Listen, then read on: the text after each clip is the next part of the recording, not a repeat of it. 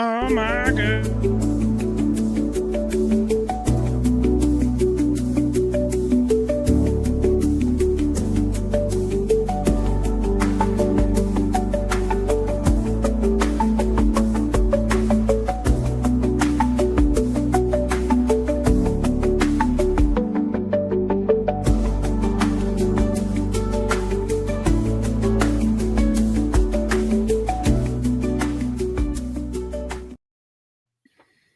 Crackery Jack, don't talk back. What's up, everybody? It is good to see you all again on this Sunday that is not as fine as we would like it to be, but we'll get to that in just a second. What we do want to do is introduce, for the third time ever, apparently, according to him, Colhauser. He's showing his face and showing his voice. I am here. Thanks for the invite, and I'm glad to be here. Heck yeah, dude. Look Lex, at that how you doing, background, man? though. Look at what's going on in that background. He's got like, there's some stories behind some of those pictures up on that man's wall that are really funny. If y'all don't know the stories, if you're gonna do it, you gotta do it right. True that. We have Farrah Ryan, Canadian Bear J. That's not all the same person. No, are you serious? She really does have face blindness. Excuse me, blindness. I just had a stroke. I may be back in minutes. But that looks like the same person. Now, how does that look like the same person? That is literally the same person. That's Ryan. That's the guy that I watch a lot, and then that's Jay, the other guy that I watch a lot. You've met Jay.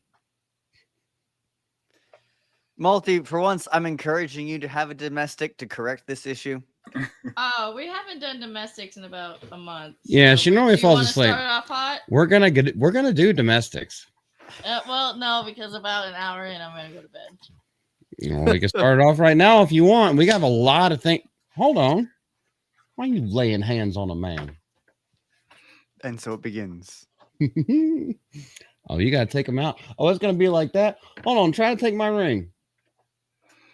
This is how it starts. By the way, if you guys don't know, all I do is just hit certain pressure points while she tries to take a ring off, and she immediately gets sat in her seat. Now, you know who normally does this for a living, if you don't mind me talking, is Colhauser. He is a professional. He's already bounced. He's dipped. He's out.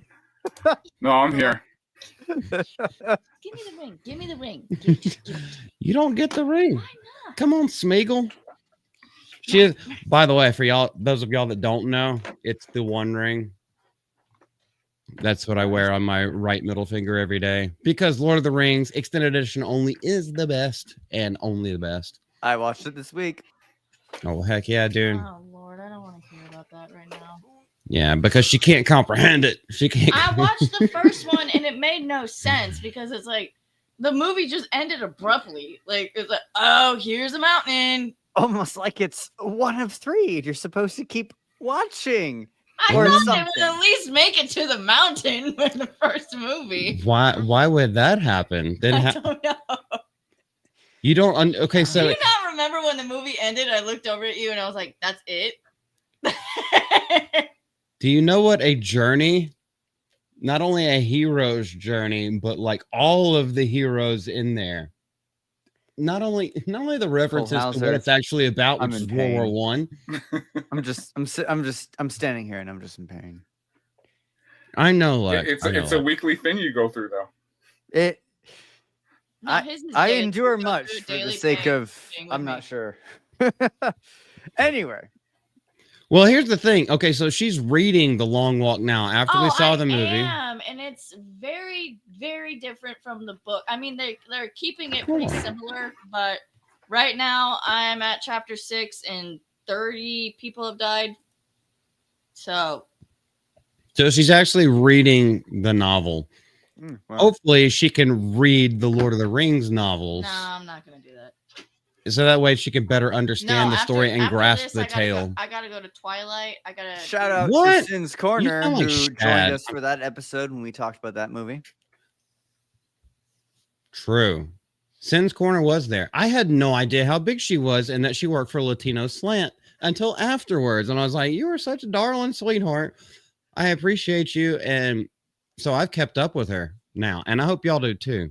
I know on that stream we put out her link and everything like that, but like, yeah, Sin's Corner is freaking awesome. She actually thinks about film. I do recommend everybody read The Long Walk. It is actually really, really good, except for some reason they keep talking about big boobed women a lot in it. I don't know why, but I mean, this is a panel full of dudes. I mean, I don't almost think like anyone. they got a group of dudes together on a walk, and the obvious happened. All right. Well, goodness gracious. Y'all want to get the sad stuff out of the way? Yeah. Let's go ahead. We lost a member of our community. John, if you don't want me to talk about it, I will not. But he is talking about it. Panda Simone, you might remember her from chats. Yes. She's always been a sweetheart. Oh no. And I found out this news this morning from X-Wing, and then later talked to Miss Deborah about it, and John as well. I don't know how. You don't have to say anything, man.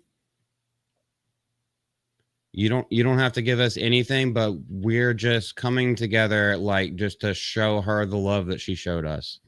So this stream is dedicated, not that it means nothing more than just we remember her and like her spirit will live on, and try to pass that spirit along to other people that you meet. But somehow last night she passed away.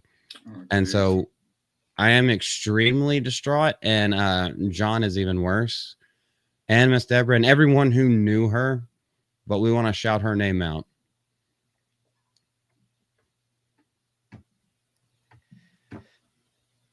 Oh, for sure. Lex, did you know her very well, or Cole?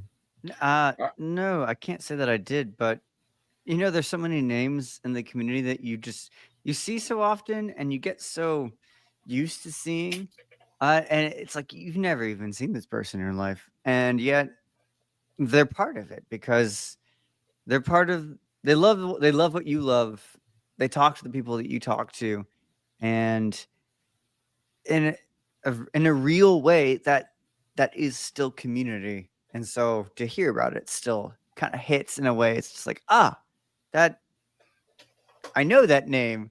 I've seen her name, and even though I didn't know her, it's still like, you hate to lose a member of this family on the internet. Yeah. Yeah, And that's go ahead, man. Go ahead. Well, I was just gonna say, I know I've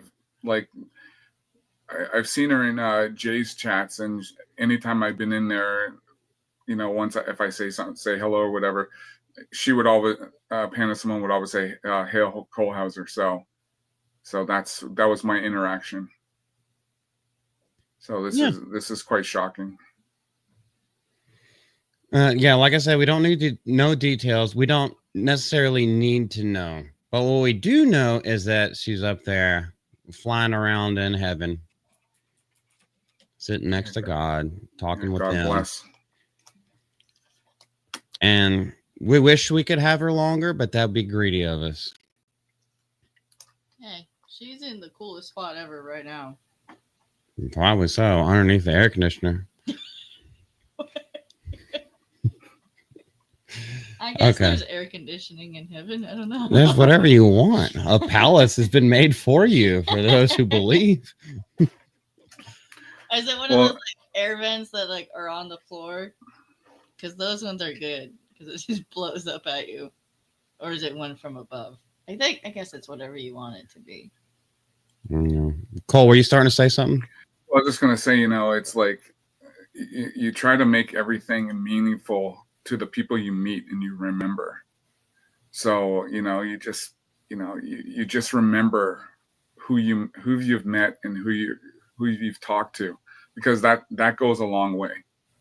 Like when I was at MegaCon last year, earlier this year, I met so many great people, and you just don't forget faces. And then when they do go, it's a punch to the gut. Yeah. It really is. Old Renaissance Boomer, you say it so well, and it's something that I've said so many times. I've met so many wonderful people between Nerdrotic, Geeks and Gamers, and all the associated chats that I think that's where most of us all started. Yeah. Not only the sphere of the internet, but like actually made real life friends through these people's chats. I know for me, I attribute it all to Critical Drinker and Jer Bear. That's how I got started in all this. And then I found other people and then started making friends in other chats. And then we started doing this thing because they were exhorting us. It took me a long time to find Jay, believe it or not. Because when I first started watching Jeremy with Geeks and Gamers and Gary from Nerdrotic, like Drunk People wasn't really doing anything with Geeks and Gamers. I found him later. He was only referenced. But now, like, Jay's like a really freaking good friend. And it all happens. It's just this network of friends and people that actually have based opinions and ideas. And even if they disagree, they can talk it out. And then you end up forming these friendships and these bonds. And then the meetups actually matter because you get to shake their hands. Or, you know, if you're a hugger, I'll give you a hug because I'm from the South. We hug people down here.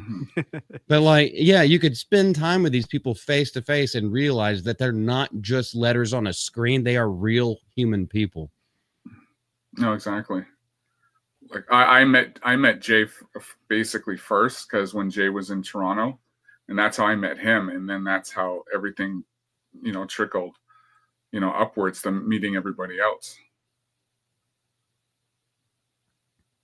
So you never forget those first interactions. No, you really don't. Even if you come at it as a joke. Yeah, like I'll tell you, the first time I met Ryan, we were messaging each other, and then when I was in Orlando, and then he was like, "Where are you?" I said, "Well, I'm just down the street at the pub." He goes, "Okay, I'm gonna come meet you quickly." So I was waiting there. He came over with Jeremy because Jeremy asked him. Jeremy's like, "Where are you going? Where are you having dinner?" "Oh, I'm gonna go meet Colhauser." "Oh, Colhauser's here?" So he came down with them, and so we chatted for a little bit, and they went back, and then me and Ryan, and we hung out afterwards. So, and then everything just went from there. Heck yeah, man! And then I get to meet you, great people too. One day we will meet in real life, brother. One day. As Miss Deborah can tell you, you always know it's me when at any of these meetups because I literally wear a shirt that has my emblem and my name on it on the front and back. It does. This is true. Shell, how you doing? Go ahead, Lex. Call her what you call her. Shell? No, you call her Frog. Oh yeah, Ribbit. She ribbits. All my Frog love girl. for our beloved Panda, who was the best of us in our family. We formed through the chats. She is a beautiful soul who was kind to everyone and never had a bad thing to say. You are 100% correct on that, Michelle. He does. Okay, Frog. You already forgot. Oh, that's great. I've slept. Well, I hope so. We all sleep. Sometimes. When you're not snorting lines of cocaine. Whoa, okay. I'm not a Minnesota lawyer here. Anyway. Yes. You're my moral lawyer, Lex. We all know this. So let's start out with the first thing, which is good news. I know we have a lot of sad news, or we have the sad news. We have happy news. We also have some things that are probably going to get us a little bit pissed off and riled up. Let's start with the good thing. If y'all don't know, that Park Place and Criticalist are partnering with Geeks and Gamers. They're combining forces. Now, I'm sure Colhauser knows about this. Lex, did you know about it? I did. I watched them announce it live on FNT the other day, and then also they posted some stuff on X, so I saw that. But I don't exactly know how the logistics works in terms of like leadership yet, but the fact that they're all like getting together and cooperating is fantastic. Is that the one you were with? Which one? You weren't with Geeks and Gamers? Geeks and Gamers. I She's don't thinking know. of the GCA. Oh. Oh yeah, yeah. You are correct. See, you could pick out that weird little thought process. It's like, no, I was with the GCA. Yeah, I worry we that the founded fact that. I know what she's trying to say means I'm just as crazy as she is. Oh, Hey, yay! you know what? It happens. You're so crazy. You went to an opera. So was for any great, of by you the way. guys, I'm glad you enjoyed it, man. You went to see Carmen, right? Yep, front row seats to see Carmen. Oh, a classic. Yeah, they have so a lot of these opera houses these days. It's kind of funny. It's indicative of the times. That half the time they'll do like the classics, like Turandot and Madame Butterfly and Carmen, the Wagner ones, and then they'll do these like avant-garde, like modern things. And you can always tell the difference because in the classics, you walk away humming a melody. And in the modern ones, you walk out and are like, that was weird. And then it's like, wait, can you remember a single song? No, you can't. No, you can't because it's soulless. Anyway, in many ways, it's indicative of just the time we live in. Wow, the classics are great. The modern stuff is soulless. Apparently, that's true in multiple art forms. Yes, it is. Bring back Alan Definitely. Menken for animated movies. Sorry, get your shot caller out. Why? Because he's drinking water.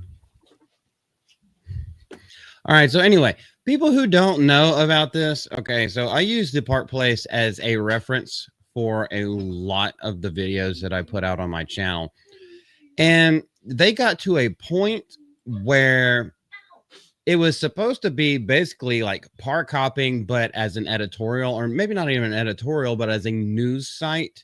It was supposed to be somewhere along the lines of that. All the news that should be fun. But instead, what our culture tends to do is change everything into political stuff. Then people start blowing up our IPs, our beloved franchises that we love. And so they got involved in other stuff. Well, now, because they have such a good relationship with a lot of the people in Geeks and Gamers, they have decided to join forces. So they're going to be posting a lot of stuff on geeksandgamers.com. They will still have that parkplace.com, but they're going to go back to their original mission statement. From what I can gather, they're going to go back to their original mission statement where they keep that Park Place all about the fun stuff, and then all of the other entertainment news and culture war news is going to be going on Geeks and Gamers. So I saw the yeah, because Jeremy talked about this on FNT, and I think this will be like a really good culture shift, especially for on our side of people wanting to get more. I guess they want to get more out of more material on the movies, on the TV, on the gamings, and I think this helps also with the critic list as well, with going against Rotten Tomatoes to actually boost critic lists, higher. So I think this is a win-win for having everything in basically one place, because Geeks and Gamers is like, when I tell people about Geeks and Gamers, they just say, yeah, I've heard of Geeks and Gamers. So they immediately, when they see this and they see now with basically with the merger, it just makes things a lot bigger and a lot stronger, and that's what you want. I just love personally to see the cultural voice being put back in the hands of absolute idiots, because there's no agenda there. It's just people having fun. Just people having fun who want to read things, want to watch things, want to talk about things that make them happy. And the last thing that any of them want is agendas infiltrating their hobbies and their escapism. And Geeks and Gamers and Critic Lists all coming together, all these guys at that Park Place, great. It's the embodiment of that. It's just get rid of these other mainstream HR run bubble tanks. departments, and put it back in the hands of people who are just like, hey, who just wants to enjoy stuff and watch stuff and talk about stuff or hate stuff. It could be good, it could be bad. Let's talk about it. If it's bad, let's make fun of it. If it's good, let's love it. That's it. Yeah. That's it. That is the agenda. I love it. Yeah, and if you have a differing opinion, like there's a lot of people that like have guilty pleasures. And so you can defend that, but like also do it in a respectful manner. I like to call them, I like to call the mainstream media bubble tanks because it's like it's a bubble of a think tank, but it's probably not going to catch on. And I don't give a shit if it does or not. But what I really love about this, and I have talked to Blaine from Criticalist a couple of times. It like mentions things and talk to each other in passing. What I really love his design that like, okay, we don't have professional critics. What we have is people who watched the movie and what did you take away from it?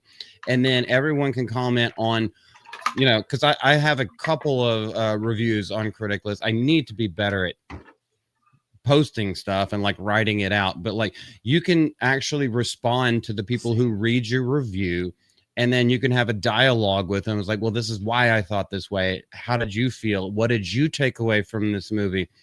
And I think this is the best time to do it, to start the dialogue and start the discussion that makes Hollywood get better when it comes to the things that they produce in Hollywood. It makes them actually have to write their own stories again and things that people actually can talk about. And if you don't want to do that, well, hey, we're all just going to gang up and watch Terminator again, watch some of the classics. While you try to remake them, well, we're just going to shit on that, but we'll talk about the real ones and how much it affected us in our lives and what it actually taught us as we were growing up and the first time we saw it versus the 15th time that we saw it. Yeah, I know when I first joined Criticalist, it was a great experience because then I got to see a lot of the movies that I've watched that now I can comment on. And I think I can't remember how many, but I did a lot. And then I got to make my own list of, you know, Colhauser's hits, which was a lot of fun to do because then I can pick a lot of movies and some TV shows that I liked where I can recommend. So I think it's a great site, and it's easy to navigate around too, especially on the app. Everything I've seen is very well optimized. What's up, Jerry? How you doing, man? Lex, did you have anything to say about it? Oh, I already did. But again, I think it's great. I'm excited. And obviously, Criticalist, like the website, it's super well designed. Yeah. And I love the fact that like these aren't you're not going to get a lot of shills on Criticalist, at least not yet. You're going to get people who just are honest, and I'm a big fan of that. I think I first found Criticalist because of Odin from OMB Reviews. Wasn't he basically their only movie reviewer on geeksandgamers.com? And then he shows up on Friday Night Tights, but yeah, I think so. Yeah, so that's going to take a lot off of his plate. Mm-hmm. I think it's a great deal for all three companies to combine together.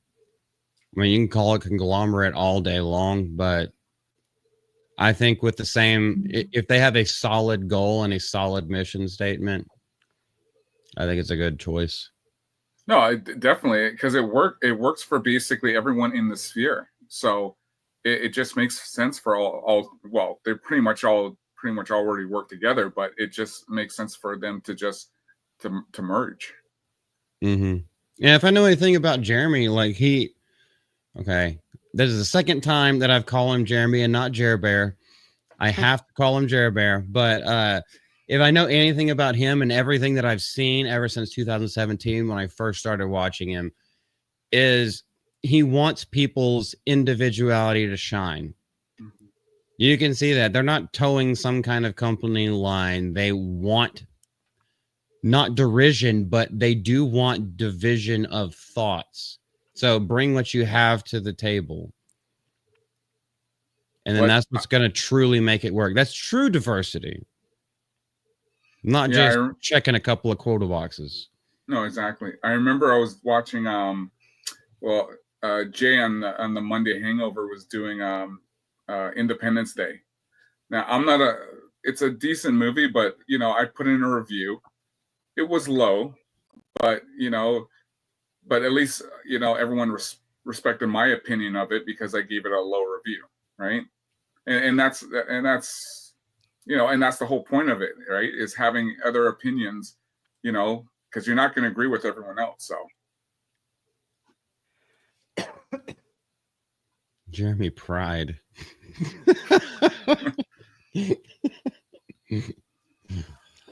Oh my goodness. Yeah. And I guess that goes a little bit along the lines of what I was saying earlier. It's like everyone has guilty pleasures. Like, that this is not a well-made movie. However, you still enjoy it for like the charm that it has. Now, granted, if I'm going to do a movie review, I have to go based on, because I was a former filmmaker and did a lot of the stuff in that kind of sphere, I have to judge it on its technicalities. But just because technically it's a 3 or a 4 out of 10, that doesn't mean I'll enjoy the hell out of it and I'll watch it again every week. So it's good to hear from other people. And I guess we're circling all the way back to, you can actually have conversations with people to understand why they rate things a certain way, because you're not rating it on likability. You're rating it on whatever scale you choose. Yeah, exactly. I like Superman more than you. I couldn't stand Superman. Hearts in the chat for Crypto. Oh my goodness. Colhauser, how do you feel about Crypto and the new James Gunn? It didn't need to be made. Well, I ban anyone who puts hearts in the chat. You know what? I will go back and watch Superman 3 before I watch a James Gunn Superman again. And I like Superman 3. It was cool. I'm not watching it. I'm not watching a movie for a dog. Okay, but what happens when Supergirl comes out? Because it's gonna be with Crypto. She said when Supergirl comes back, is he actually going to get to that point? I like how bold. They'll probably, Crypto will be there, but I'll go back and watch the original Helen Slater's Supergirl. I thought you were about to say Helen Keller. No, Helen Slater. She was the original in the 1984 Supergirl movie. I'll go back and watch that. We have discovered that Scooby-Doo has a movie with Crypto in it. It's called Scooby-Doo and Crypto 2. So you will be seeing a movie review from us very soon. From us? Yes, we're watching it. I know we're watching it. It doesn't matter. I know you're wearing glasses, but if you take off your glasses, could you blink twice if you're being held against your will to watch this film? I'm not being held against my will, but I chose to be in this relationship. I choose to be heterosexual. I was born that way, but this is and everything that comes with it. Like Aladdin says to Jafar at the end of Aladdin. So it is a choice. Well, don't worry. Next week we'll talk about it. Parajanitor, my boy. What's up, dude? Hope you're doing well. He's always doing well. Until he's not. And then he is again. Just like everybody on this roller coaster of life. And that's why we stick together, brother. Oh, we also had to finish Scream. For some reason, we stopped it because we were on the phone with Miss Deborah. Yeah, we had a long phone call because that's what's more important is talking to folks. I also don't understand people who don't like the movie Scream because it's actually really good. I like Scream, the original. Yes. Yeah, the original, not the new Scream. ones. Yeah, I like Scream. That's just a good. I like Interstellar. I think Interstellar is a great movie. I have not seen that movie in so long, and it's also I think that's one of those movies you have to watch 7,000 times to get everything. Twice. I could see twice, but you have to pay attention. Which I don't do. I know. Yo ass. That's why the Fellowship of the Ring didn't work for you. Anyway. Boring. Well, she stayed awake for the entirety of Fellowship of the Ring. And then when we started watching, we didn't do them all in a row. I could. I know. Easily, That's but- 12 hours. Yeah, but we started watching the Two Towers extended edition only because that's the only editions that count. But that's a 4-hour, like almost on the dot film. At 2 hours, I don't she remember conked out. anything from that movie. She didn't even get to the Battle of Helm's Deep. She didn't get to anything. I just She know got to it's the Eowyn first flirting with movie. Aragorn, and that's basically the point where she just knocked out. She's like, why doesn't he choose her? You think she's hotter anyway. It's like, babe, you have not been paying attention. Also, if Sam dies, I'm gonna be really upset. Oh my gosh. Does it- She No doesn't, spoilers, she but doesn't know. Go ahead. Colhauser, I see you. You want to go off on a tangent. Go ahead. No, I'm good. I'm good. does he die? Babe, I'm gonna be really. I'm not upset. telling you. we're not Mr. telling you. Frodo. Watch the Go dang watch the dang movies. film. Read the dang books. Here's what you won't realize is that Shelob is in the end of the book Who's of the Two Shelob? Towers. Yeah, you don't even know yet. At the end Oh. of the book of the Two Towers, even though she appears in the beginning of Return of the King. Bonk. I don't. Okay, if Sam dies, put a heart in the chat. I can't. No one except a fucking moron is going to put a heart in the chat. There is no spoilers. Let's go a little bit further into what we're going to talk about today. And who am I inviting? Nobody. Instead, I'm going to share my screen because here's the last thing that we need to hear right now because none of us believe it. Disney drops DEI in favor of belonging. Belonging to what? The cult of self-absorption. Employees to Why'd you join. Look at me when you said that. Well, I was looking to the side. Global Belonging Week starting Monday. So this starts tomorrow. Oh, they're gay, That literally tomorrow. so they're gay tomorrow. Reimagine tomorrow. Celebrate her story. Oh, But Sounds apparently good. they're dropping DEI. Okay, so I Colhauser, I don't know if you know. I'm sure you do because you say you watch the chats a little bit. Most of these things, I don't read the entire article. Mhm. So we might be in for like okay, some so twists, like some M. Night Shyamalan turns. Mexican stuff. It's all good. Okay, Celebrate her story. so I don't. Wait, what? so there's a little white girl. This one's obviously meant to be black and not from America, There's unless they just got out of the all shower. the ones on the bottom are white. I don't know. I don't know, but that looks like a dude, and it says her story.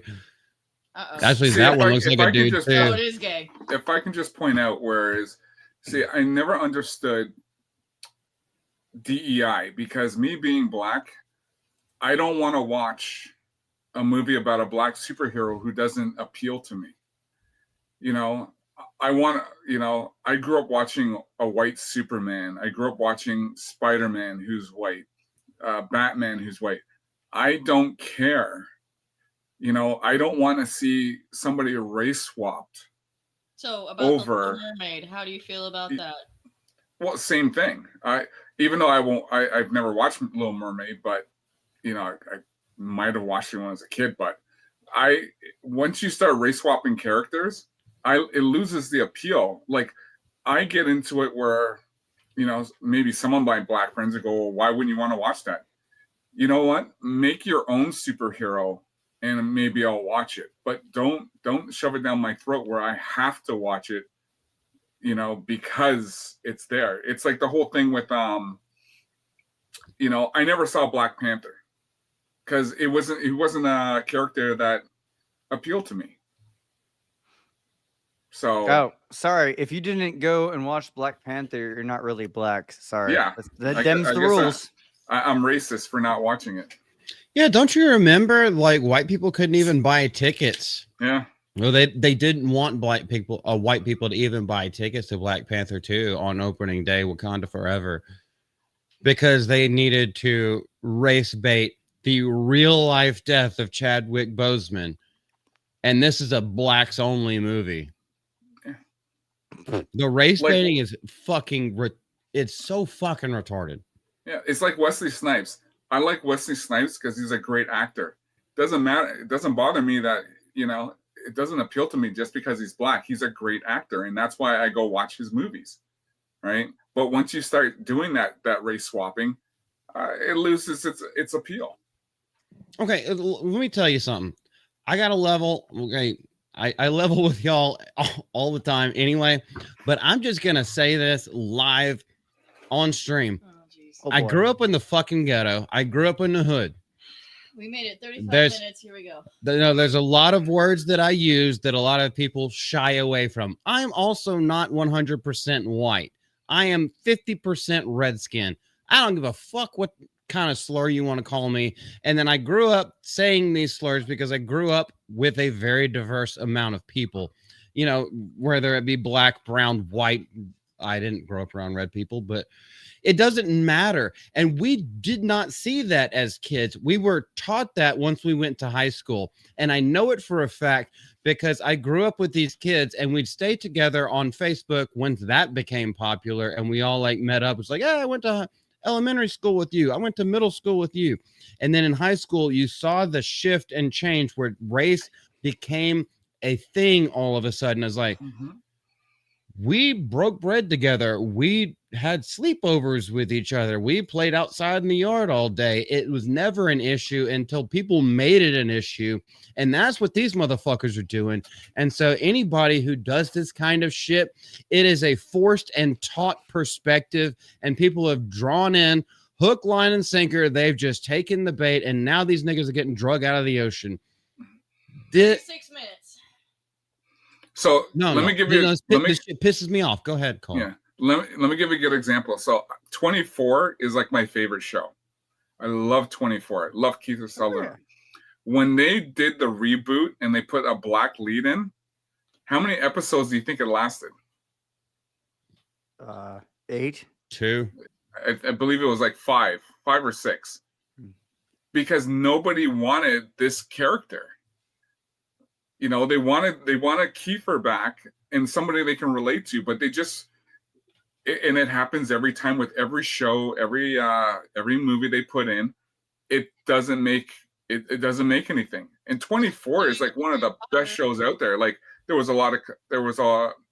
storylines were great, but you know, when they decided to go, oh, we're going to put a black lead in, it failed. It faltered. Well, I think I oftentimes go back to what Eric July says on these topics, where I'd be interested to hear what you think about this, Colhauser. But oftentimes when we see these swaps, the way Eric describes it, he's like, "Oh, great. You can't make an original black character, so you've got to take a white character and like pass it down to the blacks." And it's like he sees it as like the ultimate insult, the ultimate just like if anything, like a higher form of racism of just like, y'all can't make anything on your own. So here, take a white hero and go and then wear that mantle or mask for a little bit. Like every time I see like one of those swaps, I always think of him saying that and it's going like, man, I love Blade. I love characters that were written this way. Spawn.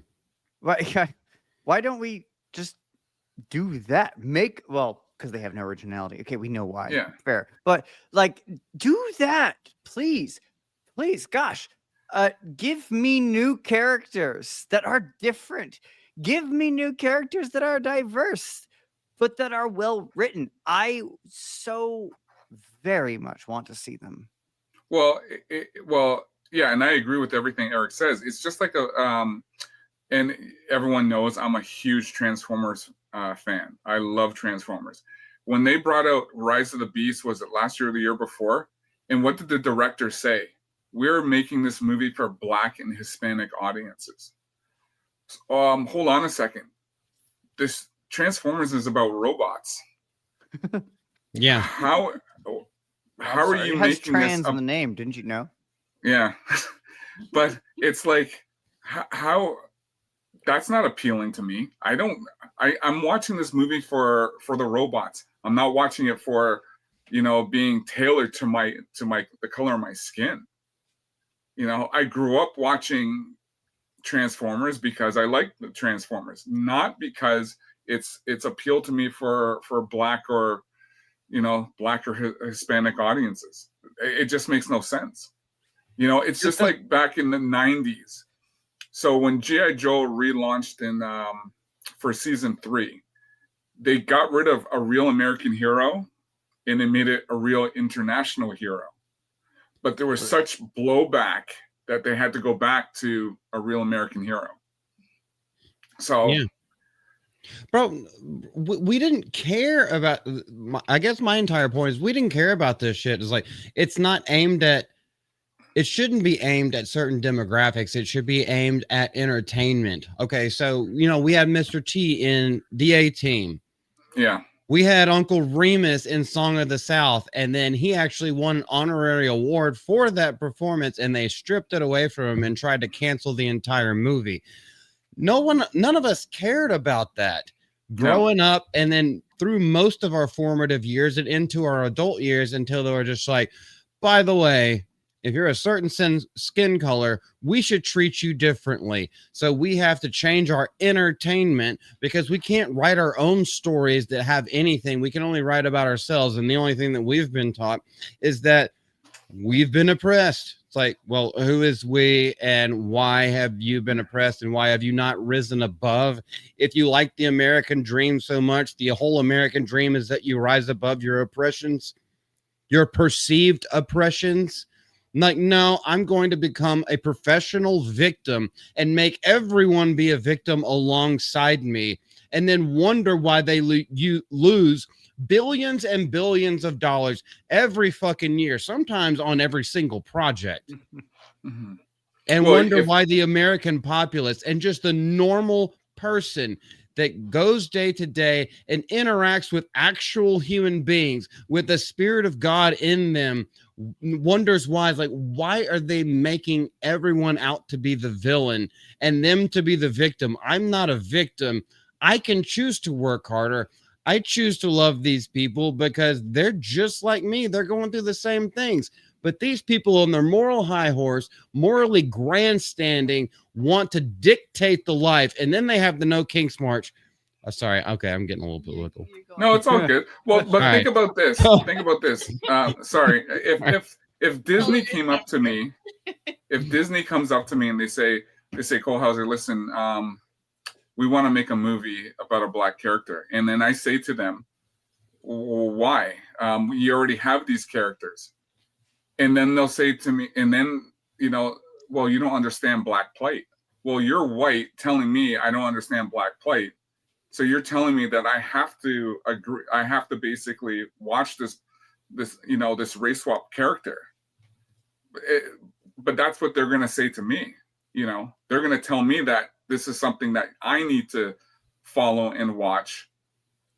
But at the same time, I'll say, but no, you don't. Make new original characters. We can't make an original character. We don't know how to do that. It's like I love Tron, like the original Tron, right? Mm-hmm. My whole thing was with the whole Tron thing was, why wouldn't they bring Bruce Boxleitner back to play Tron? Is he too much of a white empowering character to bring back, or they just want to deal with the DEI, with the diverse?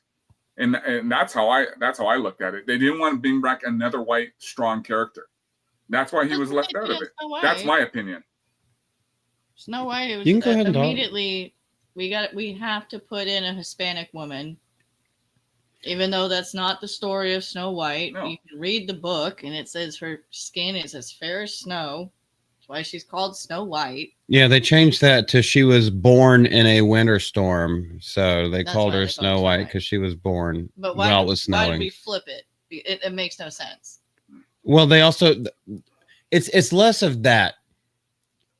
I have to admit, I never actually saw that the new Snow White. I never even. It's not that bad, but it is kind of bad. It's well, bad. Why would I watch it? Why would I watch it when I can go watch the original?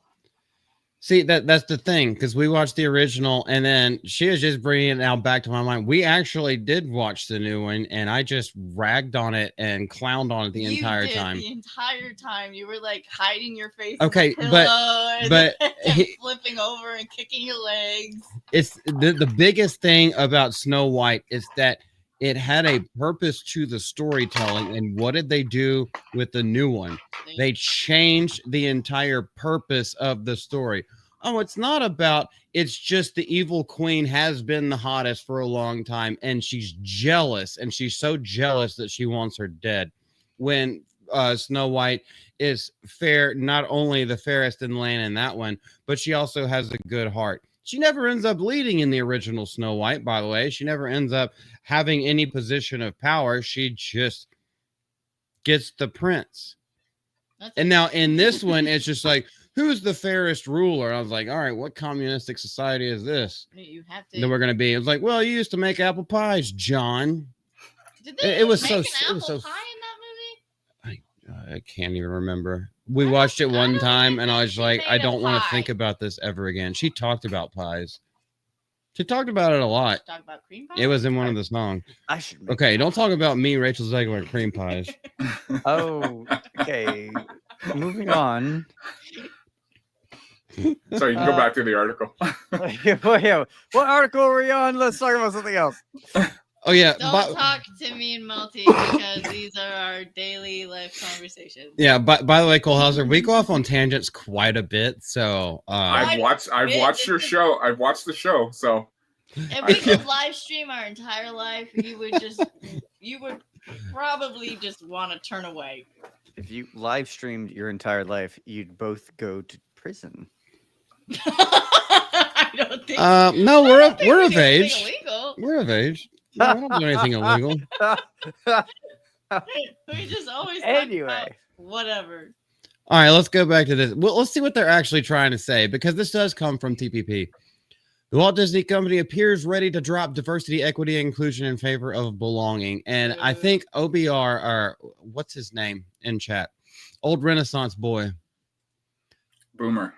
Boomer. Old Renaissance Boomer. I'm sorry, man. I am not trying to make fun of you, but I was just trying to remember your name without looking at the chat. I think he said that this is their new move. This is their new pivot, as Chris Gore would say, from one word to another, yet means the exact same thing. After a tumultuous upheaval at the House of Mouse following the last presidential election, in which, why does that have to do with anything? In which controversial programs like Reimagine Tomorrow were purged from the entertainment juggernaut, Disney is retooling employee outreach next week with a program all about belonging. So what is? So we're getting gay. Well, we've already gotten gay. You haven't seen the mustachioed people that are playing women in Disney parks? Pay attention to Disney that much, so I don't know. Let's read. Yeah, let's read their email, their little memo. Oh, we're invited. Oh, employees wow, around the world, we're not employees, are invited to join planned experiences focused on ways to increase your belonging and opportunities to thrive. This is okay. Let's get through it first. We know that when employees feel a sense of belonging, they thrive, and so does the magic of Disney. Disney. This voluntary week of events is designed to celebrate our rich culture. Lex, I'm thinking the same thing. As I want to stop every other 3 words, but spark engagement. They spelled week wrong. It should be the other way around. Right. The voluntary week. Yeah, week, 7 days. No, but it should be week as in you're not drunk. Anywho, okay, you tried. You're still a Padawan. I am not. This voluntary week of events is designed to celebrate our rich culture, spark engagement, and empower each of us to do our best every day. Throughout the week, you will get insight from keynote speakers designed to empower and inspire you. Engaging learning experiences that foster a deeper understanding of the core value of inclusion. So it's still DEI. So what are they teaching? It's still DEI. It literally has inclusion in there. Opportunities to network and create meaningful connections with colleagues, as well as volunteer opportunities. With that's called working in the same class as somebody. You already have that. Next. Like that. volunteers. No registration required because you work here and you're expected to do this, slave. That's literally how they're treated. Okay, oh my gosh, this is just a whole So are bunch you of talking to me? fun kind of All people. this stuff. Not this time. All right, we can go down. Okay, so we have to pick that part apart. So anyone who has ever worked corporate knows that the verbiage you almost need a liturgical lexicon whenever it comes to this kind of stuff. You almost need to know judge and lawyer speak. It is so dense without saying a damn thing. But if you read the subcontext of it, what it's truly saying is that we're telling you we're changing, yet we're not changing in any way whatsoever. We're here. Hey, we are rebranding our DEI because the current administration hates DEI. So we're not getting rid of it. Oh, no, absolutely not. No, but we're going to start calling it something else. And y'all are going to show up. It's no registration required. It's entirely voluntary. You like your job, don't you? That's what I thought. Do you like having a roof over your head and paying your bills? Well, now you have to do this for us. Well, if you want to keep your benefits, well, you got to come to this completely voluntary thing. But It's not voluntary, by the way. Also, we're going to spell voluntary weird. They spelled it volunteers. oh yeah, I oh don't think that's no, useful hold anymore. on. This is what Disney does. That's how they brand it, so no one else can use it. Well, It's a branding. That is not admissible. It's that is a trademark. I guarantee you, they trademarked that. Back in the cadet days, we called it getting voluntold.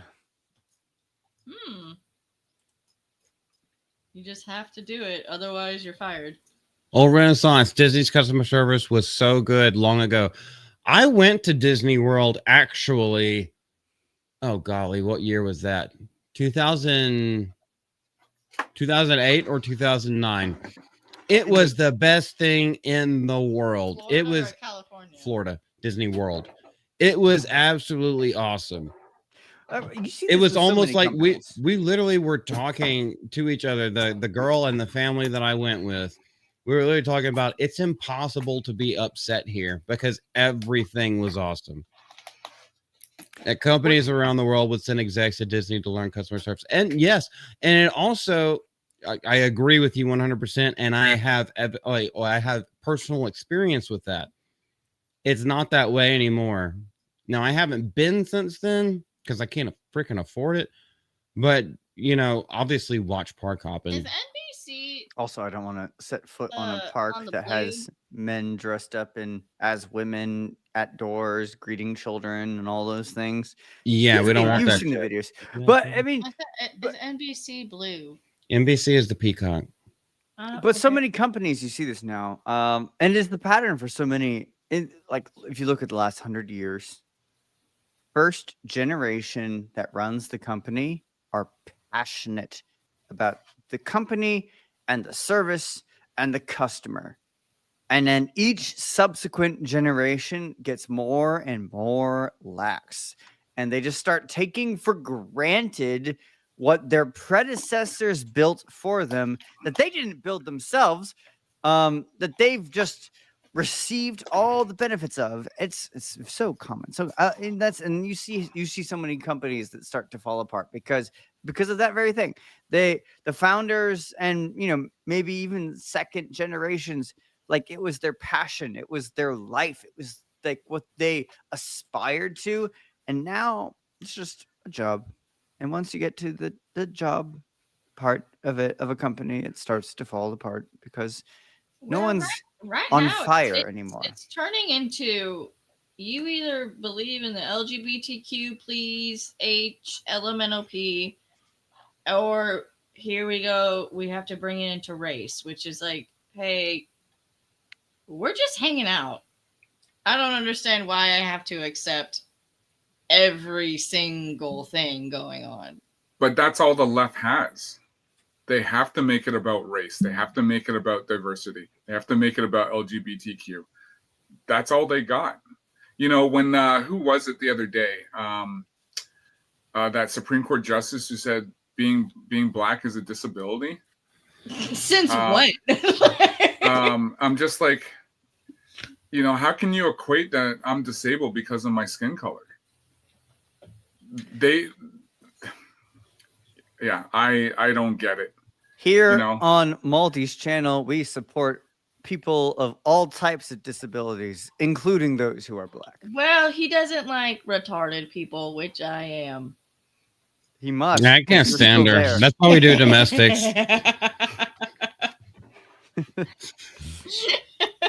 Hey, sometimes I'm retarded too. It happens. It happens to everybody. But that's not to take away from the levity, or not to bring levity to this actual talk that we're having. But I think Colhauser's 100% right whenever it comes to that. It's like, yeah, it's a victim mentality that for some reason has been bludgeoned. Feel more like a victim. Like, yeah, being black is a disability. Yeah. Well, why are you making me a victim? For some reason has been bludgeoned into their head. Okay, it all starts with Lyndon B. Johnson doing welfare and changing the dynamic of the black family and be like, we'll have these niggers voting Democrat for the next 50 years. He said that with the hard R out of his mouth, and that is on camera. Like, that is not a racist term. That is actually something that he historically said while he was signed in under the oath of office as the president.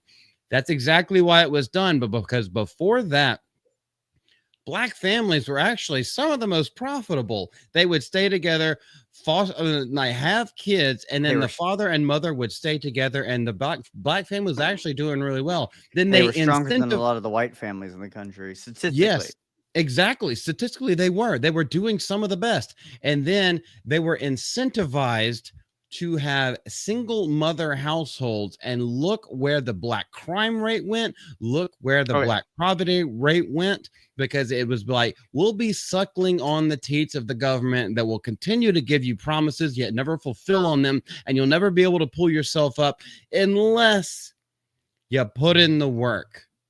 And a lot of people fall 100% mentality, and they just complete.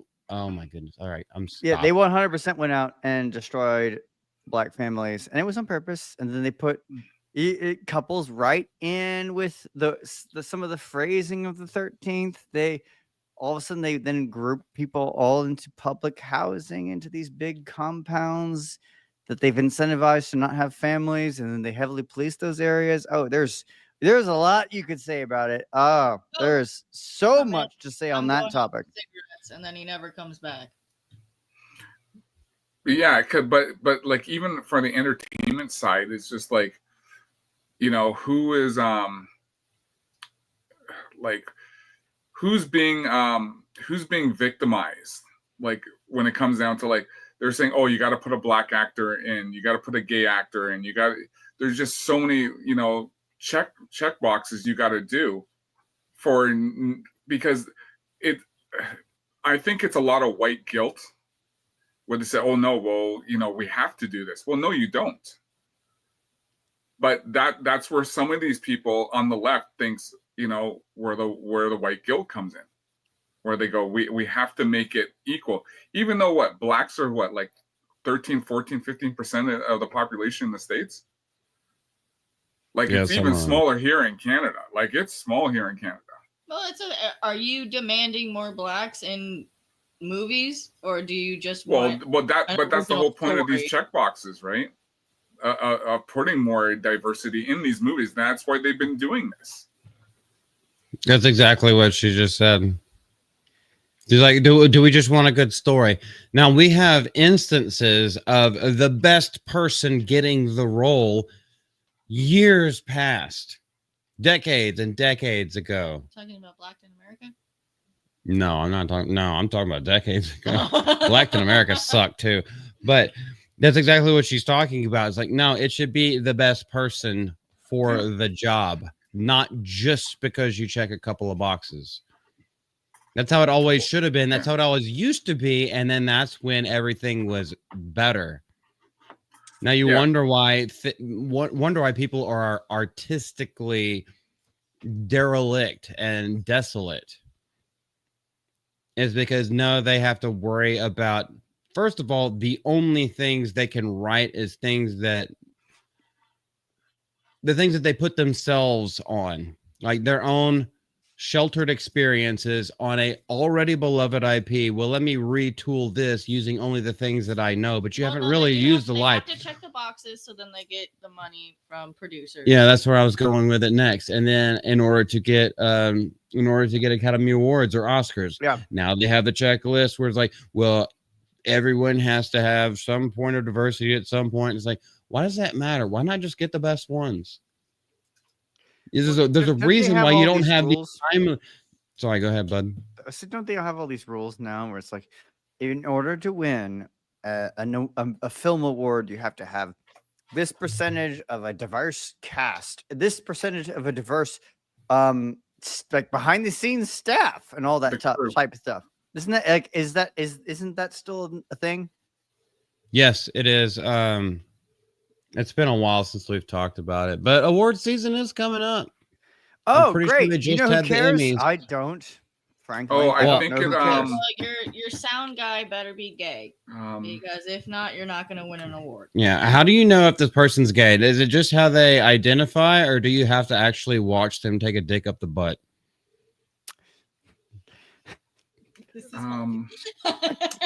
No, this is a serious question. No, I just say things a little bit more harshly. Put it better myself. The guy who's holding the boom mic better be gay as fuck.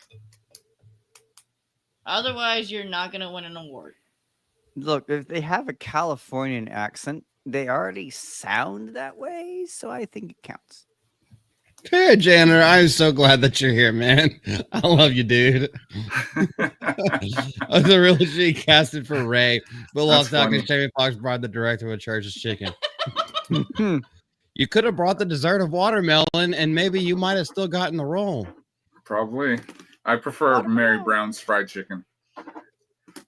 Mary Brown's? Okay, first of all, churches go hard. Churches do go hard. There's very few of them left. You have to get the spicy one though. Original doesn't. Oh, you're right. There aren't very many. No, you get I see KFC everywhere, and that's like. Yeah, we got a few here in Canada. Churches. KFC sucks. Yeah, KFC used to be good. I used to get the famous bowl all the time. It used to be good very often, but. What do you mean you don't eat fried chicken? But when I do, I admit I typically go to KFC. He probably eats tofu bowls. Chipotle or some stupid shit like that. I don't eat at Chipotle. Okay. Wait. Where do we go? We go to Chicken Express, don't we? I think no, it's Bush's Chicken where I go get livers. I get livers. Ew, God. Nasty. All right, so instead of talking about your disgusting taste, let's talk about something else. Oh, we need some iron. I need some protein. I'm so tired of you saying. You say that really 15 times a day. Well, I almost like I need some protein every day. I gave you. Also, shout out Hodge Twins. People have fallen off on them. I watched them. Okay, we're done with that topic. I think we've gone long enough with that. Who here likes people dying in fiction? In fiction. It's no. It's literally fiction. I don't like this face. I already don't like it. Scroll off of it, please. Evil Dead. Oh yeah. Okay, scroll off of it. Okay, I will scroll off of it. Just don't look until I scroll down.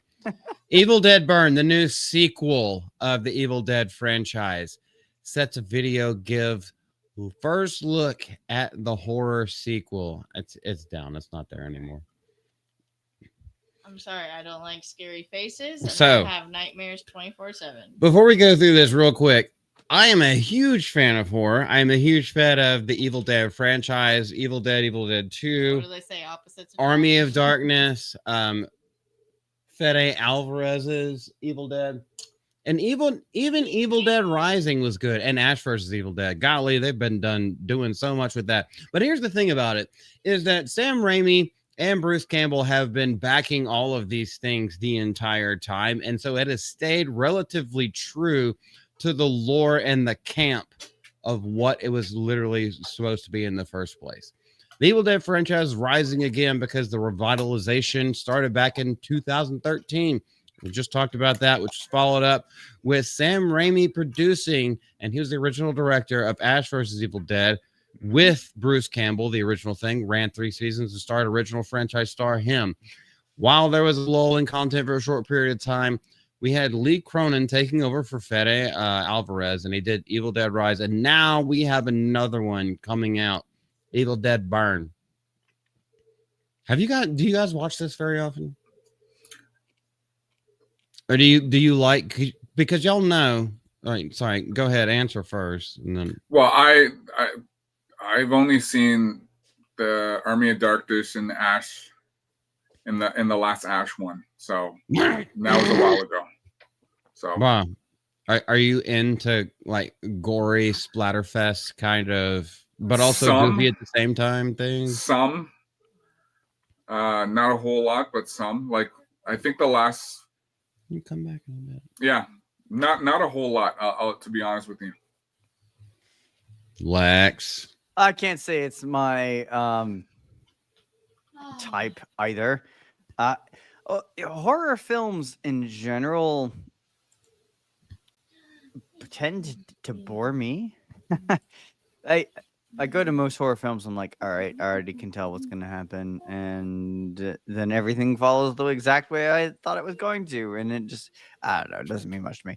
I did see the Army of Darkness. There is something charming about the campiness of those older films. Yes. That I think, that's notable. There's something fun, inviting about that. But that's hard to capture, and gosh, I sure don't think a lot of modern films have. I don't know what you think, Cole, but well, I go back to like Demon Seed, Christine, The Car, Kingdom of the Spiders, Phase 4. Like, you know, I go back to like early 80s, 70s horror. That's where, you know, pretty much I know of. Not pretty much the newer stuff, you know, but I guess everyone has their different tastes in genre when it comes to horror. I mean, I've seen modern like zombie films. I mean, gosh, for a good 10 years there, everything was zombies. Video games, zombies. Movies, zombies. Like it was everywhere. You couldn't escape it. Oh, hey, this totally like this 100% military game that has nothing to do with zombies. Here, we're adding an expansion to add in zombies. Like it was unavoidable for a while there. It was such a trope. Well, that's why I hated Black Ops, because I like Modern War. I like the Call of Duty, but once they stuck those zombies in it, I didn't care for it. Well, it's just like talk about jumping on a bandwagon. That was it. I was like, that's the embodiment. It was like, that's everything. Then we had, and there were series like The Walking Dead, and then it's, I don't know, 18 spin-offs it's had now. Some like in the show even was good. Like I thought the first couple seasons of the show were good even. But my goodness, you got to wrap things up at some point, and nothing, everything goes on beyond the point it's supposed to. But anyway, this whole sphere of the type of entertainment has grown very dull to me, and I just it's a good horror film should scare you, and I haven't had a horror film scare me in a long time. What was the one with Woody Harrelson? That was the last one I think I watched. That Zombieland. Yeah, I thought that was enjoyable. Like I saw World War Z. I didn't care for it. Okay, so here's the thing. With the Evil Dead franchise, they're not zombies. Just so you know. And no, I do agree. So I guess maybe we should, maybe I should backpedal just a little bit to what Lex was saying. I understand that that's what Hollywood does. They find a popular topic and then they hammer it into the ground until you're fucking tired of it.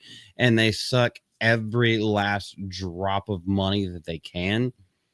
while it's popular because everyone's just frothing at the mouth for it. They did it with vampires whenever Twilight became famous, and then they had True Blood. So like we have the adult version, and then we have the tween version, and then we have all kinds of other stuff.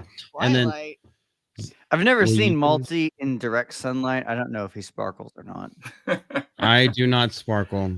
I'm in sunlight a lot. I know everything about Twilight. She knows everything about Twilight. She knows everything about the books.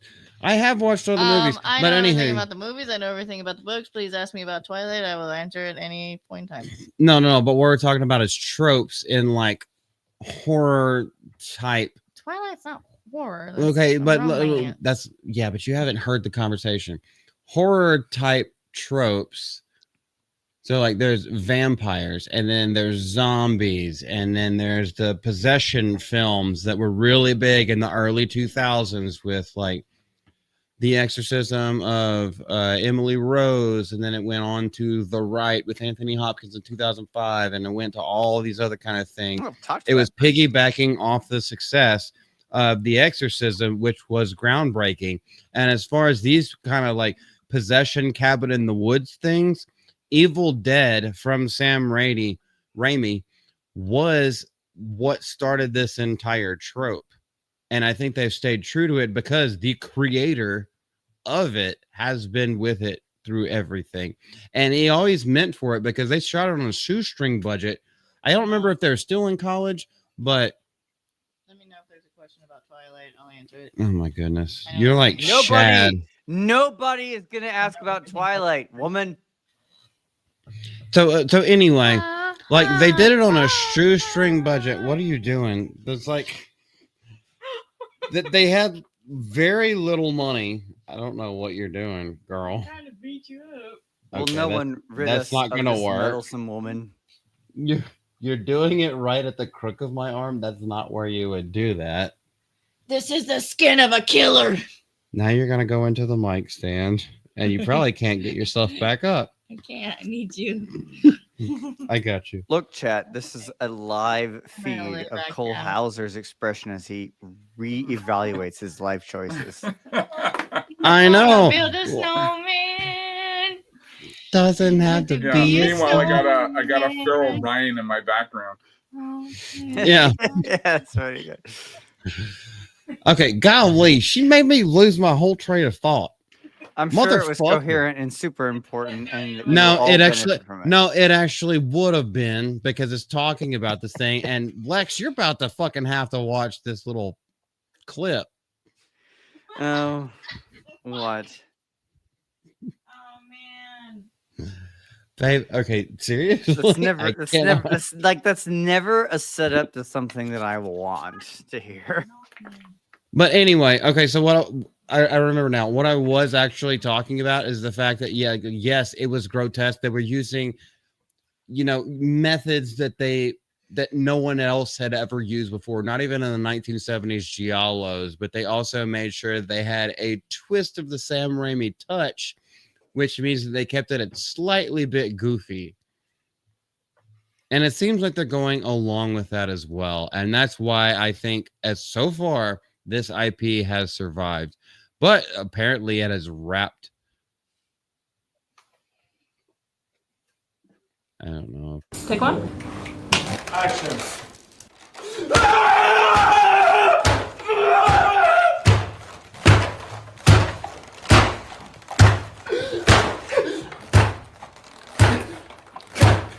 He seems upset.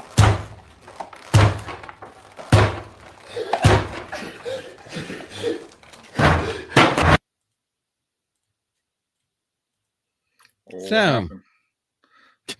So it's the final shooting day of Evil Dead Burn, and so I guess we know whether or not it's the last scene, or the last kill or anything like that, is that they're using a gravestone to bash someone's head in, and so that was just filming.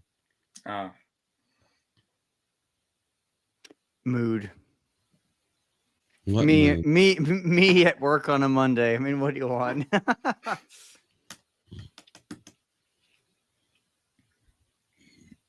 I know a lot of people aren't into horror. I guess It's a little bit niche, but like that's why. Like, I don't know. Maybe that's why the Saskas and I get together so well.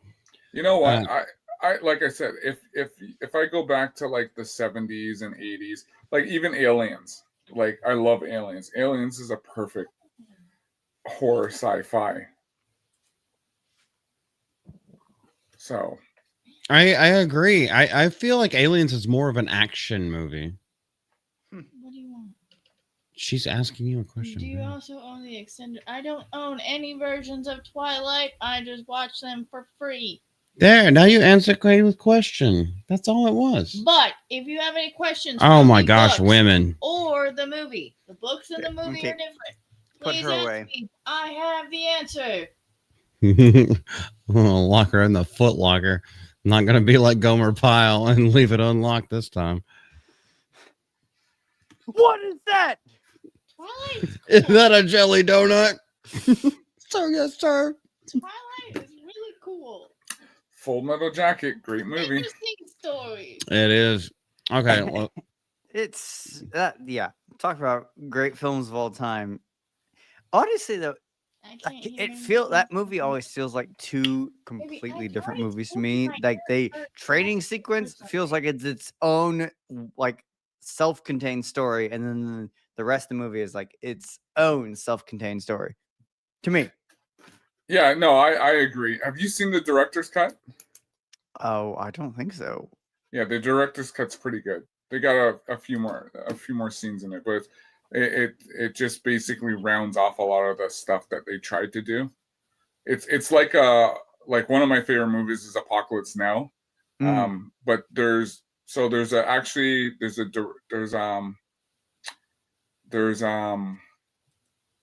Redo that's like just over 3 hours, and then there's a director's one which is actually close to 4 hours, where they put in a lot more of the footage they cut from the original. So that one's a pretty good one. But there was a lot of stuff on that film that, you know, if you watch the documentary called Hearts of Darkness, where they talk a lot about the background of Apocalypse Now. Just a great film. And an all-star cast to boot with that, you know. You got my Ford, attention. I'll check into that later. Yeah, Harrison Ford, you know, Larry Fishburne, you know, the scene with Martin Sheen where he's drunk and crying, that was all real. You know, Francis Ford Coppola is like basically egging him on while he was drunk. He had a heart attack on set. He was only 34 years old. Yeah, I think Drinker even put out a video about like that was one of the movies on his production hell playlist. Yeah, it was. Francis Ford Coppola's or Coppola, however you want to pronounce it, is supposedly extremely hard to deal with. Yeah. Well, they had a lot of problems on that film because there was basically a small little war going on in the Philippines. So they had to literally stop directing, take the helicopters they were using to go fight this battle, then come back. Didn't someone get their head chopped off in the middle of filming of that one too? I don't know. But I wouldn't be surprised. Yeah. Like that one. It wasn't a main actor, wild. but yeah, that one was crazy. Well, there was Twilight Zone, the movie, where 3 people got killed, 2 kids and an actor. That was, I think, 83, Twilight Zone, the movie. I think I've heard that, but I didn't look further into it. Yeah.